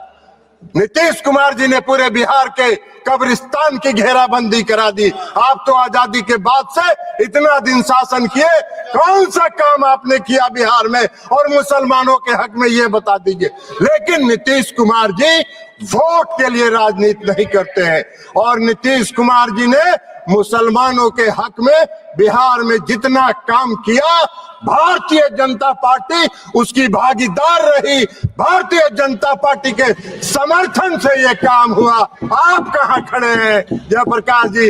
ऐसे ही चिल्पो करते रहिए, कुछ होना जानी नहीं है। तो इसलिए आज वक्फ संशोधन बिल के माध्यम से मुसलमानों के, पसमानदा समाज के मुसलमानों के लिए, जो पिछड़े वर्ग के मुसलमान हैं, जो गरीब तबके के मुसलमान हैं, जो मुसलमान में भी सबसे निम्न वर्ग के मुसलमान हैं, उनको भी आज न्याय देने का काम हो रहा है। तो आपको चिल्पों में मचा रहे हैं, आप हल्ला कर रहे हैं, आप नैरेटिव सेट कर रहे हैं, जैसे लगता है कि इस देश में कोई तूफान आने वाला है। अरे तूफान नहीं आने वाला है। इस देश के पसमानदा समाज के मुसलमान कल नरेंद्र मोदी के साथ खड़े होंगे कि इनके शासनकाल में हमको न्याय मिला। आप कहां नजर आइएगा? नैरेटिव सेट करते रहिए। और उसके बाद आप बताइए, महिला सशक्तिकरण की बात करते हैं, बड़ा चिल्लाते हैं महिला सशक्तिकरण के लिए कि महिलाओं को सशक्त करना है। कांग्रेस पार्टी महिलाओं को सशक्त करती है। अरे कहां महिलाओं को? मुसलमान समुदाय में महिला नहीं है क्या? मुसलमान समुदाय में महिला नहीं है? आज अगर मुस्लिम समुदाय के महिलाओं को वक्फ के साथ जोड़ा जा रहा है, आपको क्यों विरोध हो रहा है? मुस्लिम समाज के महिलाओं को भी सशक्तिकरण का हक है। उनके सशक्तिकरण का भी काम प्रधानमंत्री नरेंद्र मोदी जी की सरकार ने किया। इस वक्फ संशोधन विधेयक के माध्यम से आपका नैरेटिव सेट कर रहे हैं पूरे देश में, जैसे लगता है मोदी जी मुस्लिम विरोधी हैं। मोदी जी पारदर्शी, मोदी जी सेकुलरिज्म, जिस तरह नीतीश कुमार जी ने बिहार में सेकुलरिज्म स्थापित किया, प्रधानमंत्री नरेंद्र मोदी जी भी पूरे देश में सेकुलरिज्म को लेकर आगे चल रहे हैं। समाज के हर तबके के साथ, समाज के हर वर्ग के साथ, देश के हर राज्य के साथ एक साथ काम करके उसको विकसित करने का काम कर रहे हैं। इसलिए कि उनका विजन, उनकी सोच व्यापक है। वो विकसित देश बनाना चाहते हैं, आत्मनिर्भर भारत बनाना चाहते हैं। आप देश को संकुचित रखना चाहते हैं, देश को बांट के वोट के लिए धर्म के आधार पर वोट को बांटना चाहते हैं, जो आपका चलने वाला नहीं है। अभी चर्चा हो रही थी, बहुत लोगों ने कहा इस संशोधन के माध्यम से डीएम को अधिकार क्यों दे दिया गया। बहुत लोगों ने सिविल प्रोसीजर कोर्ट तक की बात करी, हमको हंसी आ रही थी। सीपीसी से क्या लेना देना है? गाय का सील भैंस में, भैंस का सील सिंह जो है गाय में लगा रहे हैं। अरे भाई, इस देश में रेवेन्यू के रिकॉर्ड्स का कस्टोडियन कौन होता है? इस देश में रेवेन्यू के रिकॉर्ड्स का कस्टोडियन डिस्ट्रिक्ट मजिस्ट्रेट होता है, और डिस्ट्रिक्ट मजिस्ट्रेट को अगर यह अधिकार दिया गया था, कोई गलत नहीं था, लेकिन फिर भी आपने उसका विरोध किया। तो भाई सरकार ने सोचा कि चलिए आपके विरोध को मान लेते हैं, और उससे बड़े अधिकारी को दे दिया ये अधिकार। लेकिन रेवेन्यू के रिकॉर्ड्स का कस्टोडियन जिलाधिकारी होता है। आपका अगर झगड़ा होगा, मेरी संपत्ति का अगर झगड़ा होगा, वेणुगोपाल जी आपकी संपत्ति का किसी से झगड़ा होगा, तो कहां जाते हैं आप? खतियान देखने के पास? किसके पास जाते हैं? वही डिस्ट्रिक्ट मजिस्ट्रेट के यहाँ, वही डिस्ट्रिक्ट मजिस्ट्रेट की अदालत में जाते हैं। एक आम मुसलमान भी आज की तारीख में, आम नागरिक अगर मुसलमान का है और उसकी व्यक्तिगत संपत्ति पर कोई विवाद होता है तो वो जाता है डिस्ट्रिक्ट मजिस्ट्रेट के यहाँ और वहीं से उसको न्याय मिलता है। तो आम मुसलमान डिस्ट्रिक्ट मजिस्ट्रेट के दफ्तर में जाएंगे, उनको न्याय मिलेगा। अब वक्फ को नहीं जाना है, इसलिए कि वक्फ की जमींदारी है। पूरे वक्फ की संपत्ति पर उसको समाप्त करने का काम, पारदर्शिता लाने का काम नरेंद्र मोदी की सरकार ने किया है। इसका स्वागत करना चाहिए, इसका विरोध नहीं होना चाहिए। अब आप कह रहे हैं कि ट्रिब्यूनल की बात आती है। भाई क्या ट्रिब्यूनल में क्या दिक्कत है? आज का क्या कानून है? आज का क्या कानून है? आज का कानून यह है जो पाप किया आपने 2013 में। आज का कानून क्या है कि अगर कोई वक्त, जो सुबह में रिजिजू साहब मंत्री जी जो भाषण दे रहे थे, उन्होंने कहा कि धारा 40 को खत्म कर दिया हमने। बड़ा बहुत अच्छा, धन्यवाद के पात्र हैं किरण रिजिजू साहब जी। इन्होंने सुप्रीम कोर्ट की बिल्डिंग को, राष्ट्रपति भवन की बिल्डिंग को, लोकसभा की बिल्डिंग को बचा लेने का काम किया। नहीं तो कल कह देता कि ये मेरा वक्त का संपत्ति है। भाई आपका कौन सा कानून है इस देश में?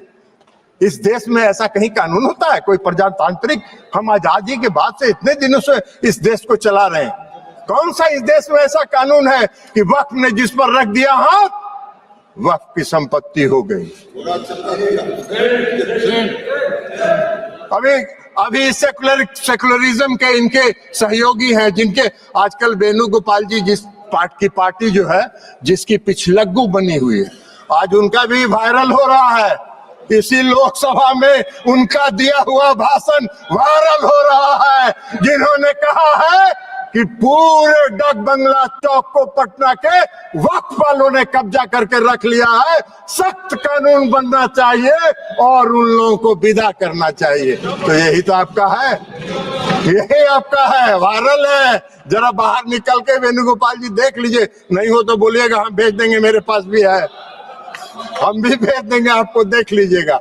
तो आप वक्फ की संपत्ति को अगर आज समाप्त कर दिया उस धारा को, तो बड़ा बढ़िया काम किया। हम धन्यवाद देते हैं रिजिजू साहब के, जिन्होंने इस देश को बचा लिया और इस देश के कई लोगों को इस शिकंजे में फंसने से बचा लेने का काम इन्होंने किया है, इसलिए हम उनको धन्यवाद देते हैं।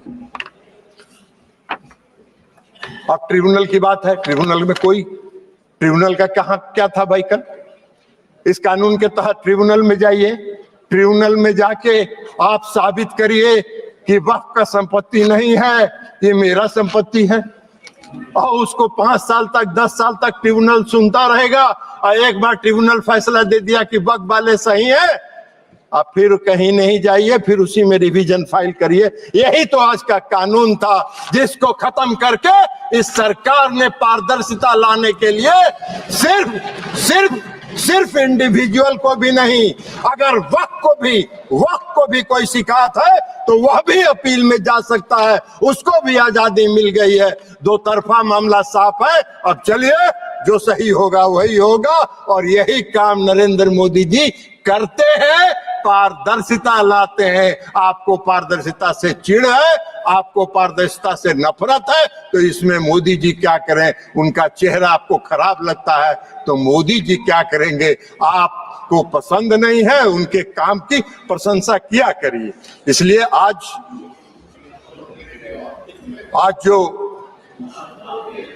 ये संशोधन लेके सरकार आई है, ये संशोधन पूरे वक्फ के कार्यकलाप को, पूरे वक्फ के कामकाज पर, पूरे वक्फ की संपत्ति पर, पूरे वक्फ का इस्तेमाल आम और गरीब मुसलमानों के लिए, मुस्लिम महिलाओं के लिए हित में हो, इसकी व्यवस्था के साथ ये संविधान, ये संशोधन विधेयक आया है।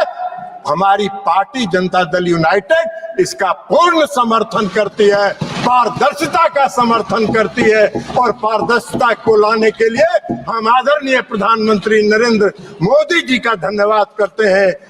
अल्पसंख्यक कल्याण मंत्री किरण रिजिजू साहब का धन्यवाद करते हैं और अपनी बात समाप्त करते हैं। माननीय सदस्य श्री अरविंद सामंत जी। माननीय चेयरपर्सन मैडम, वक्फ अमेंडमेंट बिल 2025 पर हम अपनी विचार प्रकट करने के लिए खड़े हैं। सुबह से बहुत अच्छे भाषण भी सुन रहे हैं। मेरे मित्र रिजिजू जी ने बहुत कुछ कहा। सबसे बड़ी बात है कि मैं खुद भी जेपीसी में था, और दुर्भाग्य की बात है कि जेपीसी में आखिर तक क्लॉज बाय क्लॉज चर्चा कभी नहीं हुई, और यही कारण था क्योंकि जेपीसी में हमने देखा कि नॉन स्टेक होल्डर्स को भी बुलाया जाता था। अब ऐसी स्थिति में आप जब एक आध बिल लाते हो तो आपका उद्देश्य क्या है, आप क्या चाहते हो, और ये देखने के बाद हर वक्त हमें महसूस हुआ है आप लोगों की कतनी और करनी में बहुत फर्क होता है। आपको जो बिल लाने में किसी को न्याय देने की प्रक्रिया नहीं है आपके मन में। आप अगर हिंदुत्व की, आज हमारे राज्य के मुख्यमंत्री ने ललकारा है कि शिवसेना उद्धव बाला साहब ठाकरे पार्टी क्या बोलने वाली है, हिंदुत्व के साथ खड़ी रहेगी क्या, आप हमें हिंदुत्व सिखाने वाले हैं।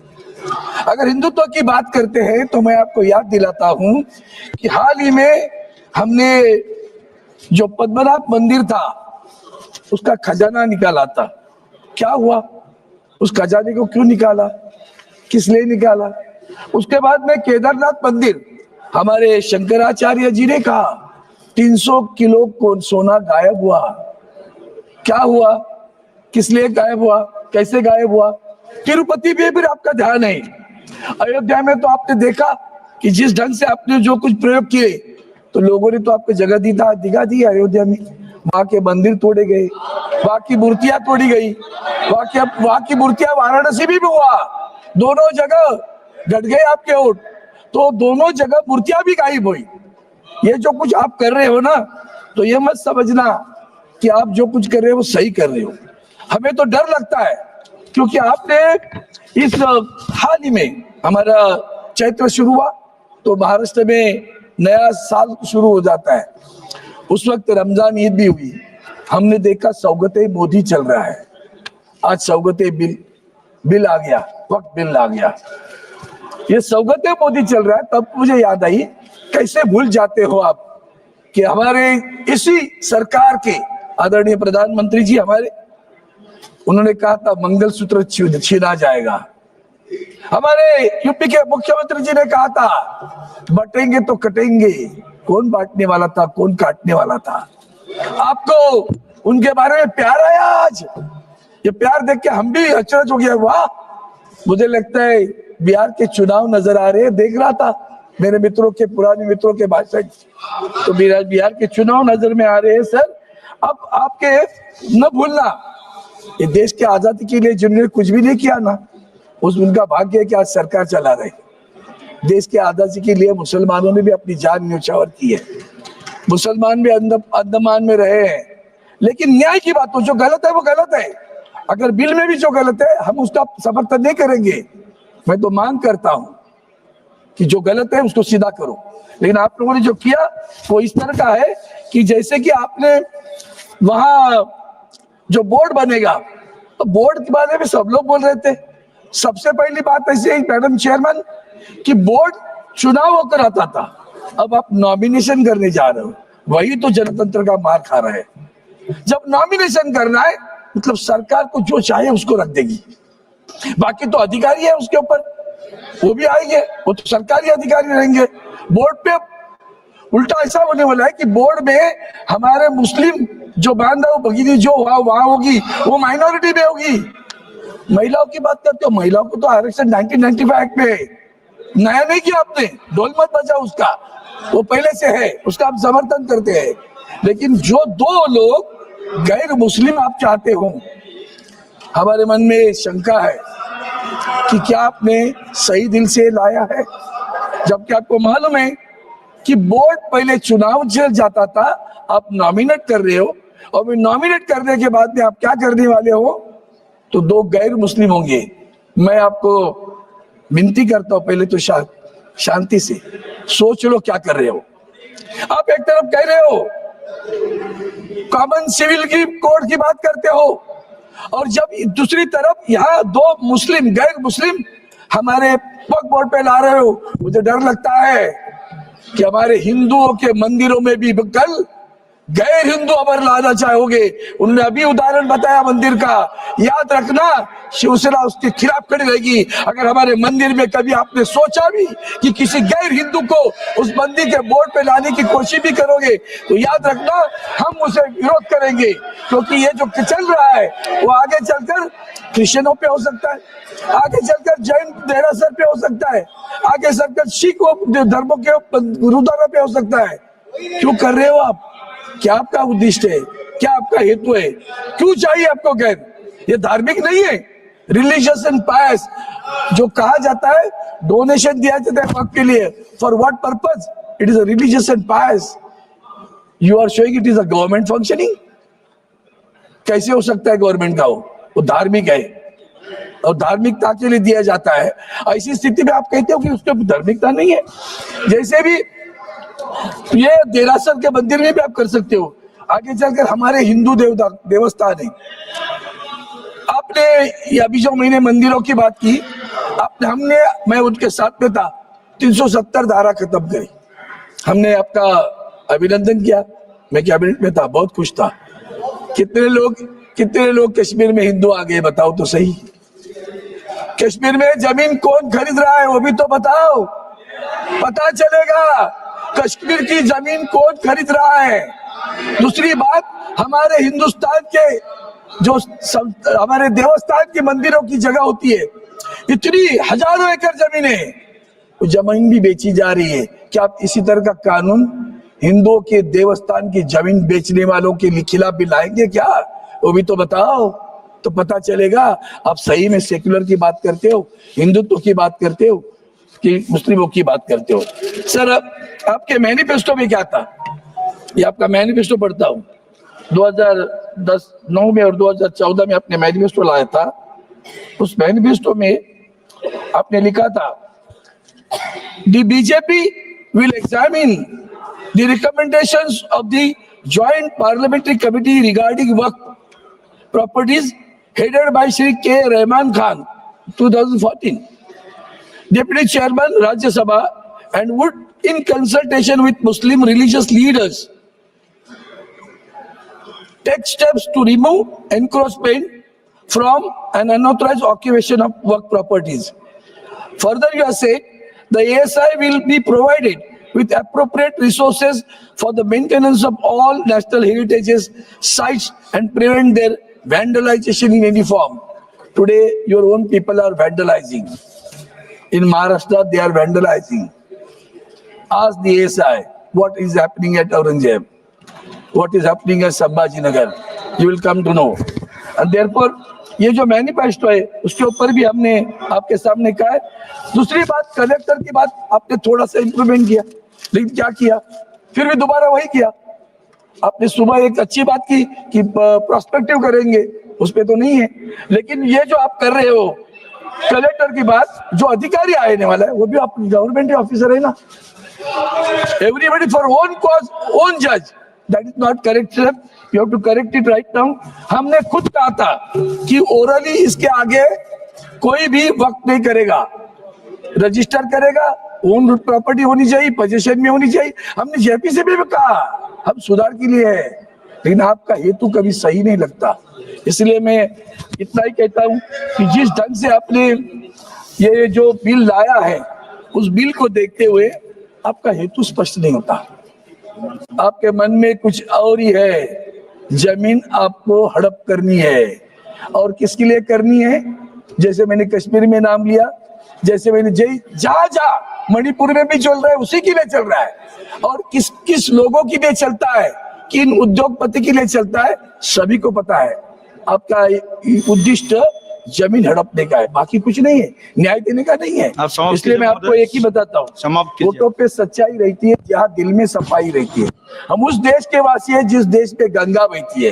आप लोगों के वोटों पे सच्चाई नहीं है, दिल में भी सफाई नहीं है।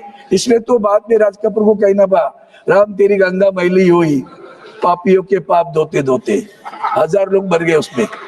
और इसी को आगे बढ़ा के मैं कहता हूँ कि आपने नारा दिया बटेंगे तो कटेंगे, और आपने कल सौगते मोदी भेजा तो बांटोगे तो बचेंगे वाली बात आ गई है।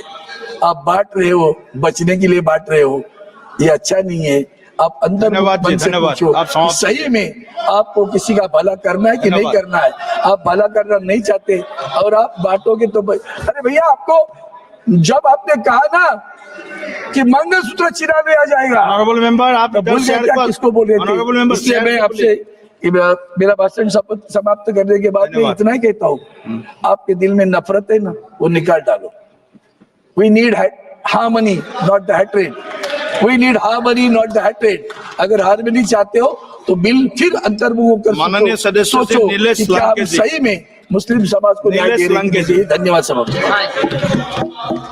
एक minute, honourable member please wait. Honourable मंत्री, माननीय मंत्री जी, हमने कहा अरविंद सावंत जी बैठते बैठते समर्थन किया कि नहीं किया वो बोला नहीं है, इसलिए मैं आप बिल को समर्थन करते कि नहीं करते आपने क्लियर नहीं किया।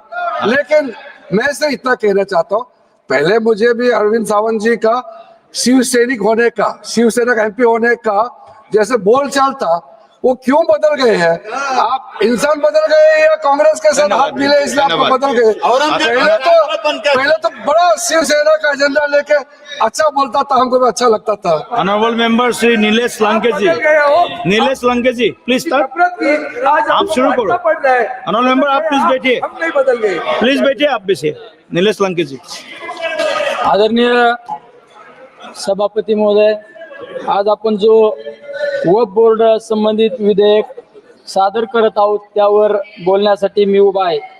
सरकार म्हणते की या मागचा हेतू सशक्तीकरणाचा आहे, पण यामागे काही गंभीर आणि चिंताजनक मुद्दे यामध्ये आढळत आहे। हे विधेयक पाहिल्यानंतर असे वाटते की वक्फ बोर्डाच्या मालमत्तावर नियंत्रण मिळवण्याचा प्रयत्न सुरू आहे की काय। सशक्तीकरणाच्या नावाखाली संस्थेला कमजोर करण्याचा धोका या ठिकाणी दिसतोय। सभापती महोदय, आपण सत्तेत आलो तेव्हा छत्रपती शिवराय महाराजांचे नाव घेतले, पण सत्ता मिळाल्यानंतर त्यांच्या विचारांना सोडून चाललो आहोत, हे दुर्दैव आहे। शिवराय हे तलवार चालवणारे फक्त योद्धे नव्हते, ते सर्व धर्मांना समान वागणूक देणारे, लोकशाही मूल्य जपणारे राजे होते। त्यांनी समाज, धर्म, पंथ, जात, भाषा न पाहता सगळ्यांना सोबत घेतलं। त्यांनी माणूस पाहिला आणि माणुसकीला जागवला। म्हणून मला आठवती ही लहानशी कविता, शिवरायांचा विचार, सर्व धर्मांना मान दिला, प्रत्येकाला सन्मान दिला, सर्व धर्मांना मान दिला, प्रत्येकाला सन्मान दिला, जातीपातीचा नको भेद, साऱ्यांना दिला एकच वेद, जातीपातीचा नको भेद, साऱ्यांना दिला एकच वेद, न्याय करूया धैर्य अपार, असाच होता शिवरायांचा विचार, न्याय करूया धैर्य अपार, असाच होता शिवरायांचा विचार। सभापती महोदय, या विधेयकात असं म्हटलं जातं की वक्फ बोर्ड सशक्त करायचं आहे, पण प्रत्यक्षात त्यांचे अधिकार सरकारकडे हस्तांतरित होत आहे। देशभरात वक्फ बोर्डाकडे सुमारे 9.4 लाख एकर जमीन आहे, त्याची अंदाजे किंमत 1.2 लाख कोटी रुपये आहे। प्रश्न इतकाच आहे, हे वक्फ बोर्डाचं सशक्तीकरण आहे की त्यावर ताबा मिळवण्याचा डाव? अध्यक्ष महोदय, मी या निमित्ताने काही ठोस मुद्दे मी आपणा समोर मांडत आहोत। वक्फ बोर्डाचे अधिकार कमी न करता योग्य बदल करून त्यामध्ये सुसूत्रता आणण्याचा प्रयत्न करावे। सशक्तीकरणाच्या नावाखाली संस्थेचे स्वातंत्र्य हिरावू नये। संबंधित अल्पसंख्याक समाजाच्या भावना लक्षात घेता त्या समाजाचे प्रतिनिधित्व त्या बोर्डामध्ये पुरेशा संख्येने असावेत. हे लक्षात घ्या की मुस्लिम, पारसी, ख्रिश्चन, शीख, जैन, नवबौद्ध हे अल्पसंख्याक समाज केवळ सांस्कृतिक नव्हे तर राष्ट्रीय उभारणीचे भागीदार आहेत. सायरस पुनावाला पारसी समाजाचे ज्यावेळेस कोविडची महामारी आली त्यावेळेस त्यांनी कोविडची लस बनवून हजारो लोकांचे जीव वाचवण्याचा प्रयत्न केला. त्याचबरोबरीने रतन टाटा, जी.आर. टाटा हे पारसी समाजाचे होते. सर्वाधिक CSRच्या माध्यमातून सामाजिक उपक्रम करण्याचं काम या परिवाराने केलं. त्याचबरोबरीने अब्दुल कलाम एक शास्त्रज्ञ आणि देशाचे राष्ट्रपती म्हणून आदर्श काम करणारे व्यक्तिमत्व मुस्लिम समाजाचे होते. अजिम प्रेमजी विप्रो कंपनीचे मालक आणि त्यांनी सर्वाधिक CSR सामाजिक कामासाठी खर्च केलेला आहे. त्याचबरोबरीने मदर टेरेसा ख्रिश्चन समाजाच्या कुष्ठरोग्यांसाठी आपलं जीवनाचं शेवटच्या क्षणापर्यंत कुष्ठरोग्यांची सेवा करण्याचं काम आमच्या मदर टेरेसांनी केलं. त्या एका ख्रिश्चन समाजाच्या. शहीद भगतसिंग शीख समाजाचे देशासाठी हसत हसत बलिदान देणारे आमचे भगतसिंग. आचार्य आनंद ऋषीजी महाराज यांच्या नावाने आमच्या जैन समाजाने आनंद ऋषीजी हॉस्पिटलच्या माध्यमातून अनेकांना जीवनदान देण्याचं काम त्या ठिकाणी केलं जात असतं. वक्फ बोर्डाच्या अध्यक्षाची पूर्वी लोकशाही पद्धतीने निवड होत होती. आता सरकार थेट नेमणूक करणार आहे. ही बाब संविधानाच्या विरोधात आहे. अध्यक्ष महोदय, वक्फ बोर्डावरील निर्णय आधी बोर्ड घेत असे, आता तो निर्णय एक सरकारी अधिकारी घेणार. याचा अर्थ सरकारचा हस्तक्षेप यामुळे वाढेल. जर वक्फ बोर्डवर 12 वर्षे अतिक्रमण झाले आणि वक्फ बोर्डाने काही कारवाई केली नाही तर ती प्रॉपर्टी अतिक्रमण करणाऱ्याची होणार. ही तरतूद म्हणजे अतिक्रमण करणाऱ्याला कवचच एका बाजूने देत आहोत आपण. अध्यक्ष महोदय, आर्थिक व्यवहारावर पूर्वी राज्य सरकारचे ऑडिट होत असे, आता ते अधिकार कॅगकडे देऊन थेट त्रास देण्याचा धोका निर्माण होत आहे. यामध्ये अध्यक्ष महोदय, हाजी अली ट्रस्ट किंवा बिहार मधील बोधगया ट्रस्ट अशा संस्थांवरही हस्तक्षेप झालाय. उद्या हेच इतर समाजाच्या संस्थांसोबतही घडू शकते. अध्यक्ष महोदय, सभापती महोदय, आपले संविधान धर्मनिरपेक्ष आहे. संविधानातील हे मूल्य फक्त पुस्तकापुरतं न ठेवता कृतीत उतरवणे आवश्यक आहे. जर आज वक्फ बोर्डाच्या संस्थांवर सरकारचा ताबा असेल तर उद्या इतर समाजाच्या संस्थांवरही तेच होईल. ही लोकशाहीला छेद देणारी प्रक्रिया आहे. भारत ही विविधतेत एकता जपणारी संस्कृती आहे. मंदिरात घंटा आणि मस्जिदेत अजान एकाच शेजारी ऐकायला मिळते. हेच भारत आहे आणि हेच आपल्याला जपायचं आहे. आज जर आपण गप्प बसलो तर उद्या एक एक संस्था, एक एक आवाज, एक एक विचार संस्थात्मक मार्गाने संपवले जातील. अध्यक्ष महोदय, एका कवीच्या ओळी मी आपणासमोर मांडतो. स्वतःसाठी नको सर्वांसाठी लढा, हा विचार आहे शिवरायांचा धडा. स्वतःसाठी नको सर्वांसाठी लढा, हा विचार आहे शिवरायांचा धडा. घेऊ नको सत्ता फक्त नावाला, सत्ता असावी सेवा जनतेच्या भावाला. घेऊ नको सत्ता फक्त नावाला, सत्ता असावी सेवा जनतेच्या भावाला. सभापती महोदय, मी सत्तेला नव्हे समाजाला उत्तरदायी आहे आणि जो समाजाच्या भावना समजून घेत नाही त्याला इतिहास कधीच माफ करत नाही. आज महात्मा गांधींची भजन मला या ठिकाणी आठवत आहे. रघुपती राघव राजा राम, पतित पावन सीताराम. रघुपती राघव राजा राम, पतित पावन सीताराम. ईश्वर अल्लाह तेरो नाम, सबको सम्मती दे भगवान. म्हणून माझी सरकारकडे विनंती आहे की या विधेयकाला निर्णय घेताना फक्त कायदे, फायदे किंवा मालमत्ता न पाहता जनतेच्या भावना, संविधानाचे मूल्य आणि छत्रपती शिवरायांचे सर्वसमावेशक विचार ध्यानात ठेवा. जय शिवराय. माननीय सदस्य, आपने छत्रपति शिवाजी के बारे में बहुत अच्छा से छत्रपति शिवाजी को ग्लोरीफाई किया है, लेकिन हमको ये भी सबको पता है छत्रपति शिवाजी ने हिंदू साम्राज्य की भी स्थापना की है. ये भी सदन के माध्यम से सबको जानकारी होना चाहिए. माननीय सदस्य श्री श्रीकांत शिंदे जी। सभापति महोदय कि आपने मुझे इस बहुत ही महत्वपूर्ण बिल पर बोलने का अवसर दिया। मैं मेरे पार्टी शिवसेना और हमारे नेता एकनाथ शिंदे जी की तरफ से इस बिल का पूरी तरीके से समर्थन करता हूँ और आज एक ऐतिहासिक दिन है। अरे बैठिए बैठिए, अरे हो गया, अरविंद सावंत जी बैठिए। आप please address to this chair please. आज सबसे बड़ा महत्वपूर्ण दिन है, उस पर भी आऊंगा।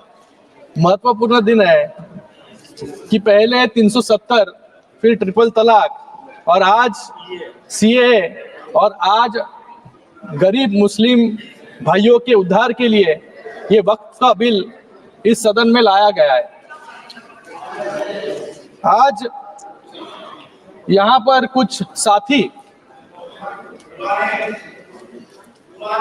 अरे पुराने नहीं अभी भी हो सकते हो,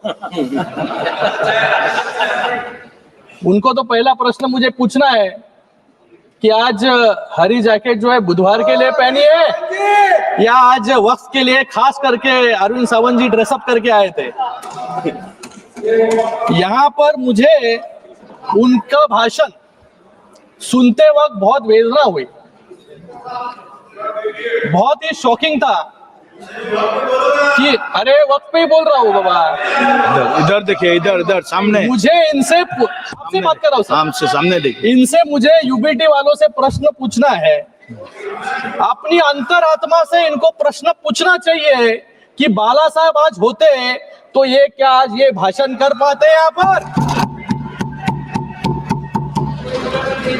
आज इस सदन में एक बात साफ हो गई, ये यूबीटी वाले किसकी विचारधारा को मान रहे हैं और ये बिल का विरोध कर रहे हैं। इनके पास एक सुनहरा अवसर था अपनी गलतियों को सुधारने का, अपने इतिहास को संभालने का और विचारधारा को जिंदा रखने का, जिसके लिए कभी बाला साहब ठाकरे जी ने आंदोलन किया था। लेकिन अफसोस यूबीटी वालों ने उस विचारधारा को तो पहले ही बुलडोजर के तले जो है चुरोड़ मरोड़ दिया है। बाला साहब की जो विचारधारा थी वो स्पष्ट थी, हिंदुत्व की रक्षा, देश की एकता और बाकी धर्मों के लोगों के लिए सम्मान। लेकिन आज अगर बाला साहब यहाँ होते तो यूबीटी का डिसेंट नोट यहाँ पर अगर पढ़ते तो उनके आत्मा को बहुत वेदना जो है होती। मैं यहाँ पर यूबीटी का एक डिसेंट नोट जो है लेकर आया हूँ। इन्होंने यहाँ पर कहा है कि नॉन मुस्लिम मेंबर वक्फ बोर्ड में नहीं होने चाहिए और उसके ऊपर वो वकालत वहां पर कर रहे थे कि जो बाला साहब हमेशा हिंदुत्व के लिए लड़ रहे थे। मुझे लगा इनको सिर्फ हिंदुत्व से एलर्जी थी, लेकिन आज हिंदुओं से भी एलर्जी जो है यूबीटी को होने लग गई है आज। और एक डिसेंट नोट में उन्होंने पॉइंट कहा, protect and preserve the properties which are personal properties dedicated by various rulers, nawabs and zamindars. हम ऐसे ही नहीं कहते कि औरंगजेब के विचारधारा पे इन लोग चल रहे हैं, अफजल खान के विचारधारा पे चल रहे हैं, लेकिन अभी उनके प्रॉपर्टी को प्रोटेक्ट करने के लिए खुलेआम जो है पत्र लिखने का काम भी यूबीटी वालों ने किया है। और इन्होंने यहाँ पे अभी कहा वैंडलाइजेशन ऑफ द औरंगजेब टूम, मतलब कौन से विचारधारा पे जो है यहाँ पर चल रहे हैं। जो औरंगजेब आज महाराष्ट्र में आया छत्रपति शिवाजी महाराज जी को पकड़ने के लिए, छत्रपति संभाजी महाराज जी को हालाल करके जिन्होंने मारा, आज उनकी वकालत करने की नौबत जो है कांग्रेस के साथ खड़े होने के बाद इस यूबीटी पे आया। इन्होंने कभी पत्र लिखा नहीं, जब पालघर में साधु हत्याकांड हुआ तभी इनके मुंह से कुछ भी निकला नहीं, तभी चुप बैठे थे। लेकिन आज औरंगजेब के बारे में बात निकली तो यहाँ पे इनको जो है तिलमिलाट जो है यहाँ पर हो रही है। सुनने की आदत डालो, सुनने की आदत।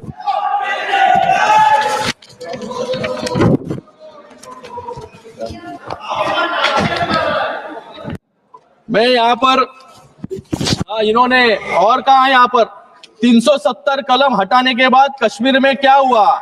बाला साहब ठाकरे जी जब भी थे तभी उन्होंने कहा कि मुझे एक दिन अगर प्रधानमंत्री बनाएंगे तो सबसे पहले मैं 370 कलम को हटाऊंगा। आज वो 370 कलम को यहाँ पर क्यों हटाया, ऐसा प्रश्न पूछने का काम यहाँ पर कर रहे हैं। और उसी के साथ में राम मंदिर के बारे में भी कहा इन्होंने कि जो सपना बाला साहब ने देखा था राम मंदिर का, कि राम मंदिर बनाने के बाद क्या हुआ, ये भी प्रश्न पूछने की नौबत जो है आज यूबीटी पे आ गई है। मुझे लगता है कि आज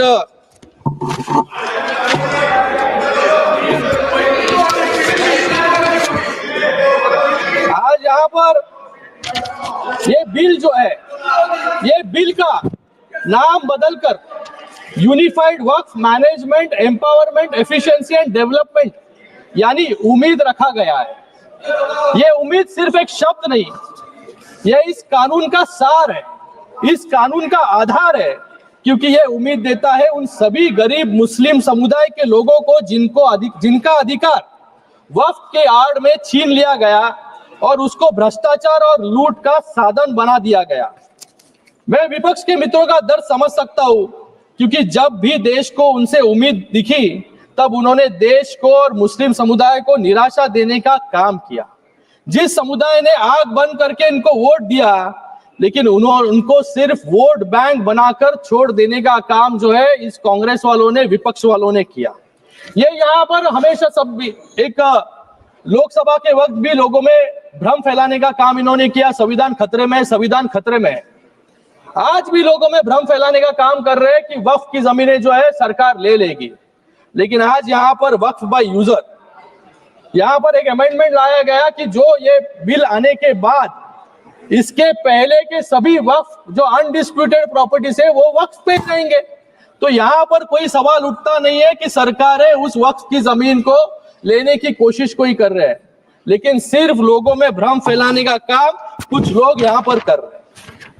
मैं इन लोगों को याद दिलाना चाहूंगा, जब शाहबानों ने इस कांग्रेस से न्याय मांगने की उम्मीद की, कोर्ट ने शाहबानों को न्याय देने का काम किया, लेकिन इस सदन में ही इस कांग्रेस ने उनसे न्याय जो शाहबानो जी मांग रहे थे वो छीनने का काम इन्होंने ही किया। जब जम्मू कश्मीर की जनता ने आर्टिकल 370 हटाने की मांग की, तभी सिर्फ मुखदर्शक बनते ये कांग्रेस वाले रह गए, आतंकवाद को बढ़ते हुए देखते। जब 2006 में मुस्लिम समुदाय के उत्थान के लिए जब सच्चर कमेटी रिपोर्ट लाई गई, 8 साल तक उस कमेटी के रिपोर्ट को इंप्लीमेंट इन्होंने नहीं किया। जब मुस्लिम महिलाओं ने ट्रिपल तलाक से हो रही उत्पीड़न को रोकने के लिए इनसे गुहार लगाई, तब भी ये वोट गिनती में रह गए। और आज नरेंद्र मोदी जी के एनडीए सरकार में 370 भी हटाया, महिलाओं के आंसू पोंछने का भी काम किया, और आज ये बहुत ही ऐतिहासिक पूर्ण बिल लाकर आज मुस्लिम समाज के लोगों को भी, सर अभी तो शुरू किया है मैंने, I am the only speaker, मुस्लिम समाज के लोगों को न्याय देने का काम भी यहाँ पर किया है। ये अपीसमेंट नहीं बल्कि अपलिफ्टमेंट की दिशा में उठाया गया एक बड़ा कदम है। ये वोट के लिए नहीं, वतन के लिए काम होता है। ये विधेयक किसी के साथ धोखा नहीं बल्कि हर वर्ग के साथ न्याय का माध्यम है। ये विधेयक मजहब की दीवार नहीं, विकास का द्वार बनाता है, और शायद इसलिए विपक्ष के साथी इतना जोर लगा रहे हैं कि इसको रोकने के लिए। मुझे इनसे पूछना है कि इन वक्फ की जमीनें जो लाखों एकड़ में है, 36 लाख एकड़ जमीन है, एक भी उदाहरण इनको देने के लिए मैं चैलेंज करता हूं कि जहां पर अच्छे स्कूल बने, अस्पताल बने हैं, या स्किल सेंटर बने हैं, या कॉलेजेस बने हैं, जिससे मुस्लिम बहनों को या स्टूडेंट्स को वहां पर मार्गदर्शन मिला हो या नौकरी मिली हो। ये एक भी उदाहरण नहीं है। गए 5 सालों में वक्फ की जमीनें बढ़ती गई, डबल हो गई, लेकिन इनकम जो है कम होते गया। जैसे किरण रिजिजू ने यहाँ पर कहा कि सिर्फ इतने सालों में 163 करोड़ 163 करोड़ रुपए रेवेन्यू इतने लाखों एकड़ जमीन से, मतलब भ्रष्टाचार जो है इन जमीनों पर इतने सालों तक चलते आ रहा था, वो भ्रष्टाचार कंट्रोल करने के लिए, ट्रांसपेरेंसी लाने के लिए आज ये बिल आया है, तो इनके पेट में जो है दर्द यहां पर हो रहा है। हंसता है क्या? 2-4 लोग का हंसना रहता है। आज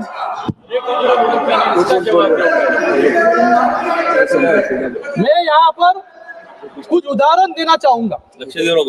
यहाँ पर इंडी अलायंस के सभी साथी इसका विरोध कर रहे हैं, लेकिन आज इंडी अलायंस का एक भी मुख्यमंत्री नहीं होगा जिन्होंने अपने कार्यकाल में वक्फ बोर्ड के भ्रष्टाचार पर इंक्वायरी नहीं की हो। हमेशा ये अनकॉन्स्टिट्यूशनल वाक्य जो है यहाँ पर बोलते रहते हैं। मैं कुछ उदाहरण यहाँ पर देना चाहूंगा। 2011 में ये तृणमूल कांग्रेस की सरकार बंगाल में थी और कांग्रेस केंद्र सरकार में थी, और ममता बनर्जी ने बंगाल में 1000 करोड़ के वक्फ घोटाले की सीबीआई जांच की मांग की थी। दिल्ली में 2019 में कांग्रेस ने आम आदमी पार्टी के खिलाफ मेमोरेंडम दिया था कि दिल्ली वक्फ बोर्ड में भ्रष्टाचार हो रहा है, जिसके अध्यक्ष आम आदमी पार्टी के विधायक अमनातुल्लाह खान जो जेल भेजे गए।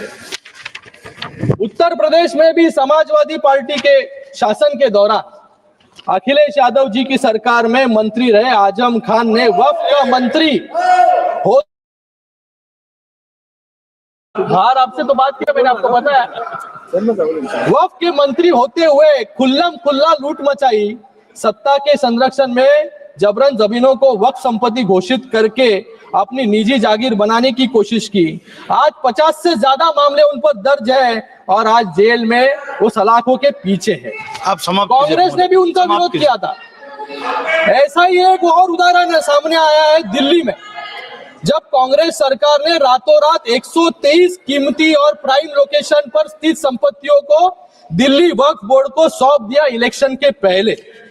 और तेलंगाना में भी ऐसा ही उदाहरण है कि जहां पर तेलंगाना के चीफ मिनिस्टर ने यहाँ पर कहा सबसे पहला मैंने विरोध किया, लेकिन आज इसी तेलंगाना में सबसे ज्यादा लिटिगेशन है। 77,000 करोड़ से ज्यादा जमीन, 77,000 एकड़ से ज्यादा जमीन वक्फ के पास है, लेकिन सिर्फ 22,000 एकड़ जमीन विवाद मुक्त है। बाकी 55,000 जमीन जो है विवाद उसके ऊपर है, क्योंकि उन जमीनों पर गवर्नमेंट सरकारी संपत्तियां हैं और गवर्नमेंट के वास्तु जो है वहां पर बने हैं।